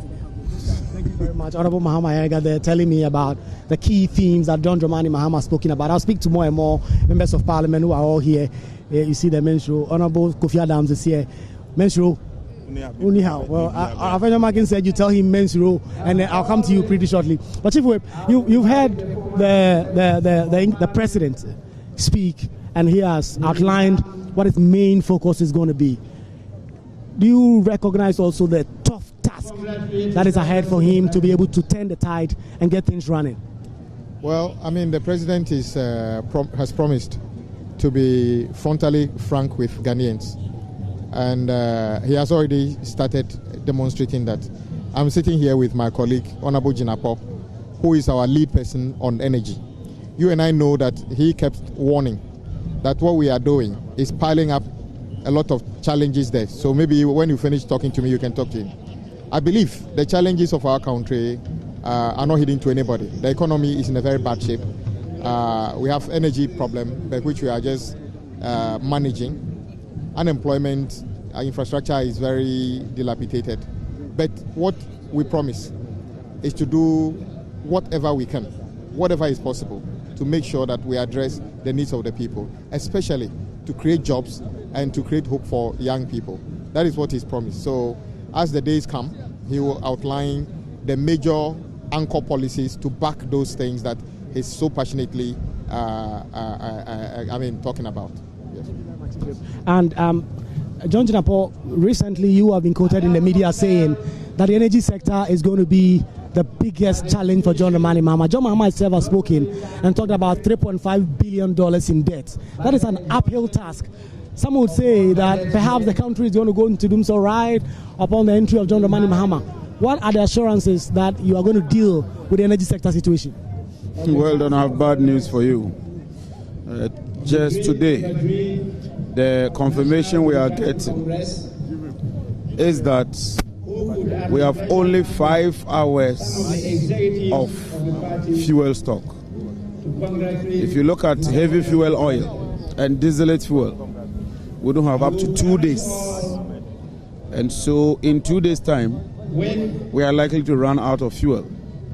This administration has not ordered any fuel as we speak. And it takes on average 4 weeks for the fuel to arrive and 4 weeks for the fuel to be treated.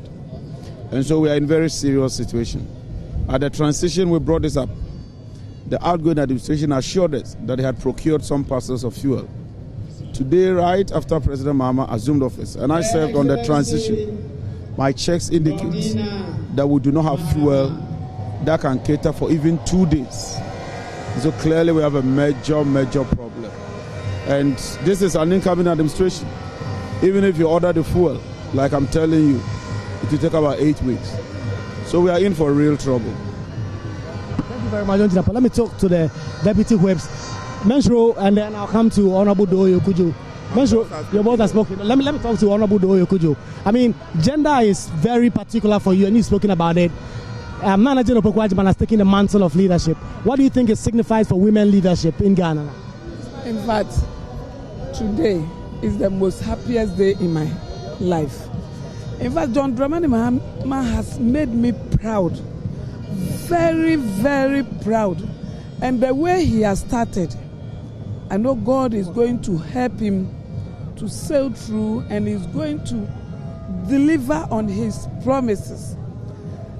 Jane in the kitchen to support His Excellency John Dramani Mahama.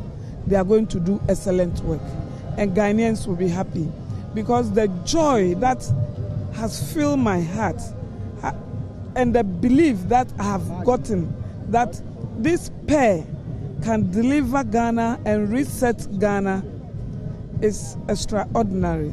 So we thank God for His Excellency John Dramani Mahama's life, and he should keep it up. He should continue to blend the whole governance. Now he has already garnished the presidency with a woman. So he should continue with all the steps that he will take. And I know the women will make difference because wherever there is a man and a woman and there is a work going on, check how many times the man will go and come. But if the woman sits and is working till the woman finishes, he would stop moving. So I know the women will do the difference and we'll see a different Ghana this time. Thank you very much, Honorable Doyo Kujo, who is very particular about that. And then now I have the two deputy speakers. When it comes to Parliament and the lawmaking process, these two are almost always involved. There is Bernard Ahiafo, always moving the motions, and there's always Honorable Andrew Amakwesiama, who is usually presiding over the House when lawmaking processes are ongoing. And the two of them are going to help Alban Bagwin steer the 9th Parliament. Let me start with Honorable Andrew Amakwesiama. Congratulations on your election as second deputy speaker. Thank you so much, my brother. So you've heard the president-elect. Obviously, you are in the minority, and your side have said you will hold the government's feet to the fire. But certainly, you are not going to be obstructionist, as some have suggested. Not at all. Not at all.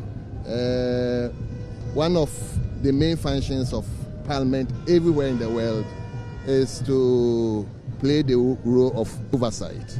So if the minority is playing that role, it's the good of the country. So I don't think anything that we are doing for the good of the country, I think we have to do. We are not going to necessarily obstruct government business, not at all. And for me, that is not my business. We are all looking for the good of Ghana. So anything that will project Ghana, make Ghana look good, and make all the citizenry see the development we are all looking for, we are all for it. Yes. Speaker, now let me talk to the newly minted first deputy speaker. You are always doing the I move for amendments and other things. Now you're going to be in the chair usually when some of these things are done. And as the tradition has also been, you're perhaps going to chair the appointment committee. I've read a bit of the standing orders that said it will be chaired by the opposing party. And I don't know the dynamics that are going to come. But how prepared are you, those of you in the majority, to spearhead John Dramani Mahama's agenda, those ones that will come to Parliament, particularly confirming his ministers, so that all of them can get to work as soon as practicable? Well, thank you very much. As the First Deputy Speaker, my responsibility is to support the Speaker and work with him very diligently and reliably to steer the affairs of the House very dispassionately. So that is exactly what I am going to do as the First Deputy Speaker. They had also said that they've described the NP minority as micro-minority. But you are promising that you're going to treat them fairly, always. And I know you're a fair man, always in the House. You try to reach out to your colleagues on the other side. There's going to be fairness in the House when you are presiding. I believe the description cannot be tied to the fact that they will not be treated fairly. The description was as a result of the number. NDC having absolute majority as against the number that they have, very unprecedented. That is what called for their description as micro-minority. But that has nothing to do with the treatment of fairness or unfairness in the House.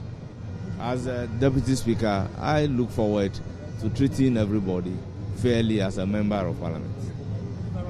He will be on PM Express pretty shortly. We'll confirm the details. Honorable President, Honorable Vondi, and then Honorable Dr. Dominic Ayine. Yes. Your name is in the running for office of the Attorney General. I'm not going to talk about that with you, but you've listened to the president, actually. Yeah. He has spoken about his agenda to develop the country. He has the goodwill. You see the number of African leaders and international leaders who are all here. How do you think that those of you in the NDC are going to support him and his message to transform the country? Well, I believe that their presence here is a testament to their commitment to his cause. Of course, having been, the president of this country before, and then having established in the past relationships with some of them, I believe that it's as a result of that friendship that some of them, or most of them, have come to support him. So that solidarity is there. And, we live in a global village, as they say. And I believe that with the kind of relationship that he has established with some of them, there is that goodwill, and definitely I'm sure they will assist him in realizing his ambitions and the vision that he has outlined for the people of this country. Let me put you a bit on the spot. Justice delivery in Ghana is so crucial now to a lot of people. Currently, protesters against illegal mining are standing trial. John Dramani Mahama had promised that as soon as he takes office, he will instruct whoever will be the Attorney General to file nolli prosequi in some of those. Recently, there's also been a letter from the outgone president to the Council of State. We have no confirmation yet about pardons and all that. About pardons for some people, of course, that's his prerogative. But how fair do you think the justice system is going to be under John Dramani Mahama?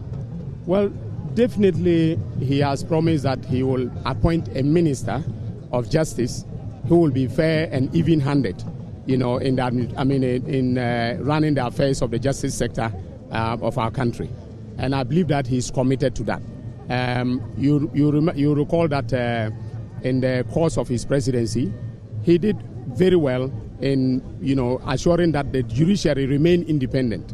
Okay, the independence of the judiciary is crucial in the administration of justice, and so I believe that when he has now taken over the reins, of governance. He will commit himself to respecting first the independence of the judiciary. Secondly, making sure that the judiciary is well resourced in order to deliver justice. All right, and then also ensuring that he's not packing the courts with partisan hacks, who will deliver justice on the basis of partisanship, but on the basis of the fairness and merits of the cases that come before them. That is what I think a John Mahama-led, Minister of Justice, will deliver for this country. Thank you very much, Dr. Dominic Ayine. And talking about justice delivery, this is the man John Dramani Mahama has picked to lead his oral team. You heard your colleague, the minority leader, tear into that, describing it as unconstitutional, needless, and that those of you on the committee are just filled with a drive on personal vendetta. You haven't responded to that yet. What do you make of that from the minority leader? Well, first of all, let me say that the historic nature of today's occasion should not be lost on us. It's a surreal feeling. It's really a very, very proud moment to be a Ghanaian. We have today made history. For the first time in the history of our country, we have inaugurated a former president and someone who is so experienced, so well-versed, so steeped in the governance of our country. So you can expect that there will be no experiment, there will be no, if you like, try and error. This is a president who you can have confidence that from day one, he will hit the ground running. Then we have also, for those of us who have young daughters, made history today. We have the first Vice President of the Republic of Ghana inaugurated today. And I am so proud that she... And that was enough Tongue MP, Samuel Okujetua Blackwater, the man who's leading the oral team. They're interacting with Kweku Asante, and the internet is just giving up on us. But of course, Kweku is getting reactions from the Black Star Square. It's a parliamentary sitting, I must say. It's been adjourned till tomorrow after the swearing in or the inauguration of President of the Republic of Ghana, John Dramani Mahama. We'll get more reactions. I know that's what you want. We'll definitely bring that to you and bring you more reactions from the ground as they make their way out of the Black Star Square for the other events to actually herald the inauguration of the President of the Republic of Ghana. And I've been talking about the fact that there have already been some appointments that have been made already. They have a 120-day social contract, and they've told us that right after this particular inauguration, they are hitting the ground running. A lot is going to happen in terms of the first 120 days. They say there will be no honeymoon for the incoming president, or the President of the Republic of Ghana, who is now being sworn in today. I'll go through the social contract that the NDC has put out, or the government says they are going to be implementing. And already there have been some appointments that have been made already. We know the Chief of Staff, Julius Debra. We also know the man that will be in charge of the 24-hour economy, Guzi Tano. And there's Marietta Brew, who is supposed to be the legal advisor to the President of the Republic of Ghana. We know the Executive Secretary of the President, Dr. Callistus Mahama. Then I've talked about the Chief of Staff, Julius Debra, Callistus Mahama, Executive Secretary to the President. The acting spokesperson to the President is Felix Kwachiofosu, and I'm sure that in the next few minutes we'll be able to interact with him, also to find out, now that inauguration is over, do we wait a day or two to hit the ground running with this 120-day social contract? And the very first social contract that the NDC said they were going to execute is the 14 days to complete the list of cabinet ministers and send it for parliamentary approval. That's the 120-day social contract that they have. Within the next 14 days, we are told we should have a complete list of cabinet ministers for parliamentary approval. Parliament is in place. The 9th Parliament, we know the leadership for the majority side says as they have it as the minority, even though you heard Kweku interact with Mahama Yariga, that has been named as the potential majority leader. And that is because of the speculations already rife that the finance minister will be Kasil Atuforsen, Dr. Kasil Atuforsen, who is now the majority leader. Substantively, we are told that the entire minority leader that we had it in the 8th Parliament remains as the majority leadership, and governs Kwame Abuja there interacted a while ago with Kweku Asante on this. So when are we going to get the complete list? We are told it should happen in the next 14 days. And then we are supposed to have, in the next 120 days also, the National Economic Dialogue. We expected to have a National Economic Dialogue according to the 120-day social contract that was put out. And then a code of conduct and standards for all government officials is part of the 120-day social contract that they've put out. And then in 90 days, which was a key government or the key campaign promise for the NDC, they are to scrap the e-levy, they are to scrap the COVID levy, they are to scrap the 10% betting tax, and then the emissions levy. And you saw a lot of twerking on your screen, and I could hear the A in the background from the production team. And I think it's a good time to take you back there. and to interact with the people on the ground. It's all about the people, and we want to hear more from the people. It looks like action is far from over at the Black Star Square. All the party is happening there at the Black Star Square as we speak. And Parliamentary Affairs correspondent is there. A lot of drumming and dancing. Let me take you there live and get all the action on the ground so we do not miss it.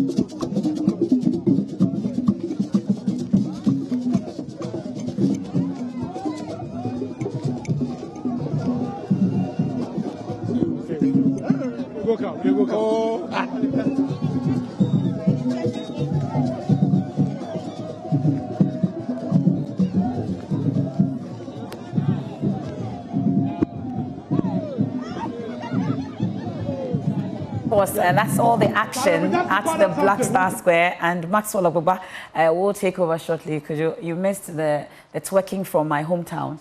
And it's actually underway at the Black Star Square, and Maxwell will be interacting with some of the party supporters who gathered to witness this particular inauguration of President John Dramani Mahama at the Black Star Square. And of course, Professor Nana Jane Opoku-Agyeman, Vice President of the Republic. We've been going through the 120-day social contract, and we've been talking about the fact that in the next 14 days, we will have a full complement of the list of cabinet ministers for parliamentary approval. And these are things that we'll get to go through shortly. But if you were under a rock all morning or all afternoon, Ghana has a new president, President John Dramani Mahama, the 6th one in the 4th Republic, but the 9th one for the entire country. And that's President John Dramani Mahama. He made a comeback, just in case you did not know. He won the 2024 elections, and so he comes back for the 2nd time as President of the Republic of Ghana. The very first time, nobody has been able to do that. Indeed, indeed. And of course, you have to recognize the significance of this ceremony. Yeah. The first time ever we have a female vice president, a person who has broken several glass ceilings on her way to the top. First ever Vice Chancellor of a university here in Ghana. And after she walked through that particular door, she held it open for many others. Yes. We've seen several other female vice chancellors. I see myself, I see the opportunity in that, the fact that hard work definitely pays, and to see a woman at the top there gives me hope, inspires a lot of hope in me. Absolutely. That indeed, with this hard work, whatever it is that you're doing today as young girls, as young women, I don't need to know anybody to get to that top. With hard work and determination. Yeah. I'm inspired by the achievement. I'm seeing the hashtag historic, you know, going on. I love Instead it. of historic, we've now made it historic. Absolutely. It's no longer HIS, it's now HER, historic. With good reason. And you can see how important such an example is. The ability to tell your children that a woman, just by doing the work and doing it well, was able to rise to the very top. It's just a message that is so important that we are able to tell our daughters. And, you know, no doubt, she didn't go chasing any of these positions. In each instance, she was chosen. They looked through the field of possible options, and each time, there was no better one than her. And now, here she is, as the Vice President of the Republic of Ghana. She's certainly going to be going home a happy woman indeed, ready to... I wonder if she'll be able to sleep today. Would you? No, I wouldn't be able to. None of the people who are up on that days today will be able to get a good night's sleep for the excitement that this day is affording them. But I must say, it was such a show of force and solidarity from countries across the globe who all sent representatives, many of them sending their presidents, to come and celebrate this important day with the new president of the Republic of Ghana. It's just such an important moment in not just Ghana's history, but in Africa's development, to see that we've done pretty much every kind of handover that is possible in a democracy, taking us perhaps even further than some Western democracies by having a president who lost after one term, come back, win again, and take over peacefully from a two-term president, and just settle back into the routine of things, ready to do a good job if he's able. And of course, there are many Ghanaians who wish him well. It takes you back to 2017, when Nana Addo Dankwa Akufo-Addo was sworn in, and there was this wave of goodwill across Ghana, across Africa, the entire across country the world. was happy in the celebratory moment. Everybody was expectant. Because they had hope, Indeed, and hopeful.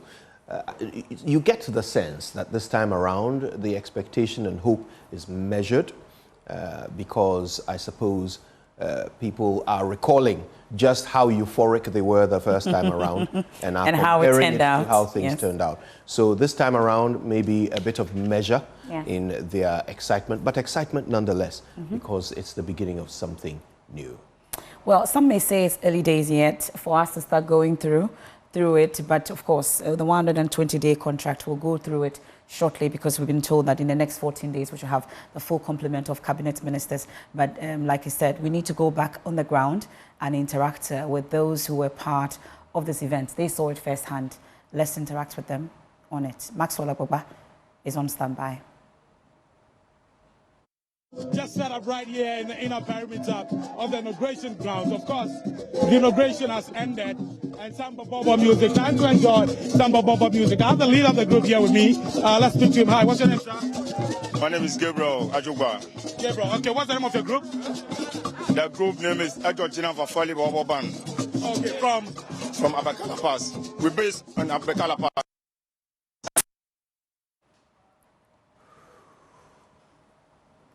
Oh dear, I was hoping I could get some more bobobo from the ground and hear from Ejo Jinam, who is supposed to be the leader of that bobobo group. Can you do that? Are you able to? Should I show you a few steps? I might be the one showing you a few steps. Oh, really? You have no idea what kind of bobobo lessons I've had. Where did you get the bobobo lessons? Who gave you the lessons? I'm more interested in who gave you the lessons. I cannot answer without incriminating myself. Let's just say that I have had a cultural education, which has certainly expanded to the realms of bobobo. Or at JSS or at which point? At some point. It's okay. At some point in my development. Yes, no further. We won't take it any further than that. But it's beautiful. And of course, this is a mainstay of all Ghanaian celebrations. Yeah. The music and the dancing is the thing we do the best. We are most comfortable, most relaxed, expressing ourselves through song and dance. And the eclectic variety of traditions across our map is what always comes to bear at events like this. I think we can go back now and see how things are unfolding as Maxwell engages with the performers. Good jobs. Yes. Okay, great. Let's meet some more people. Yeah, thank you for talking to us. Okay. Hello, sir. Yeah, I'll talk to you. No way, I'll talk to you. Wait. Hi, what's your name? Salaman Friday.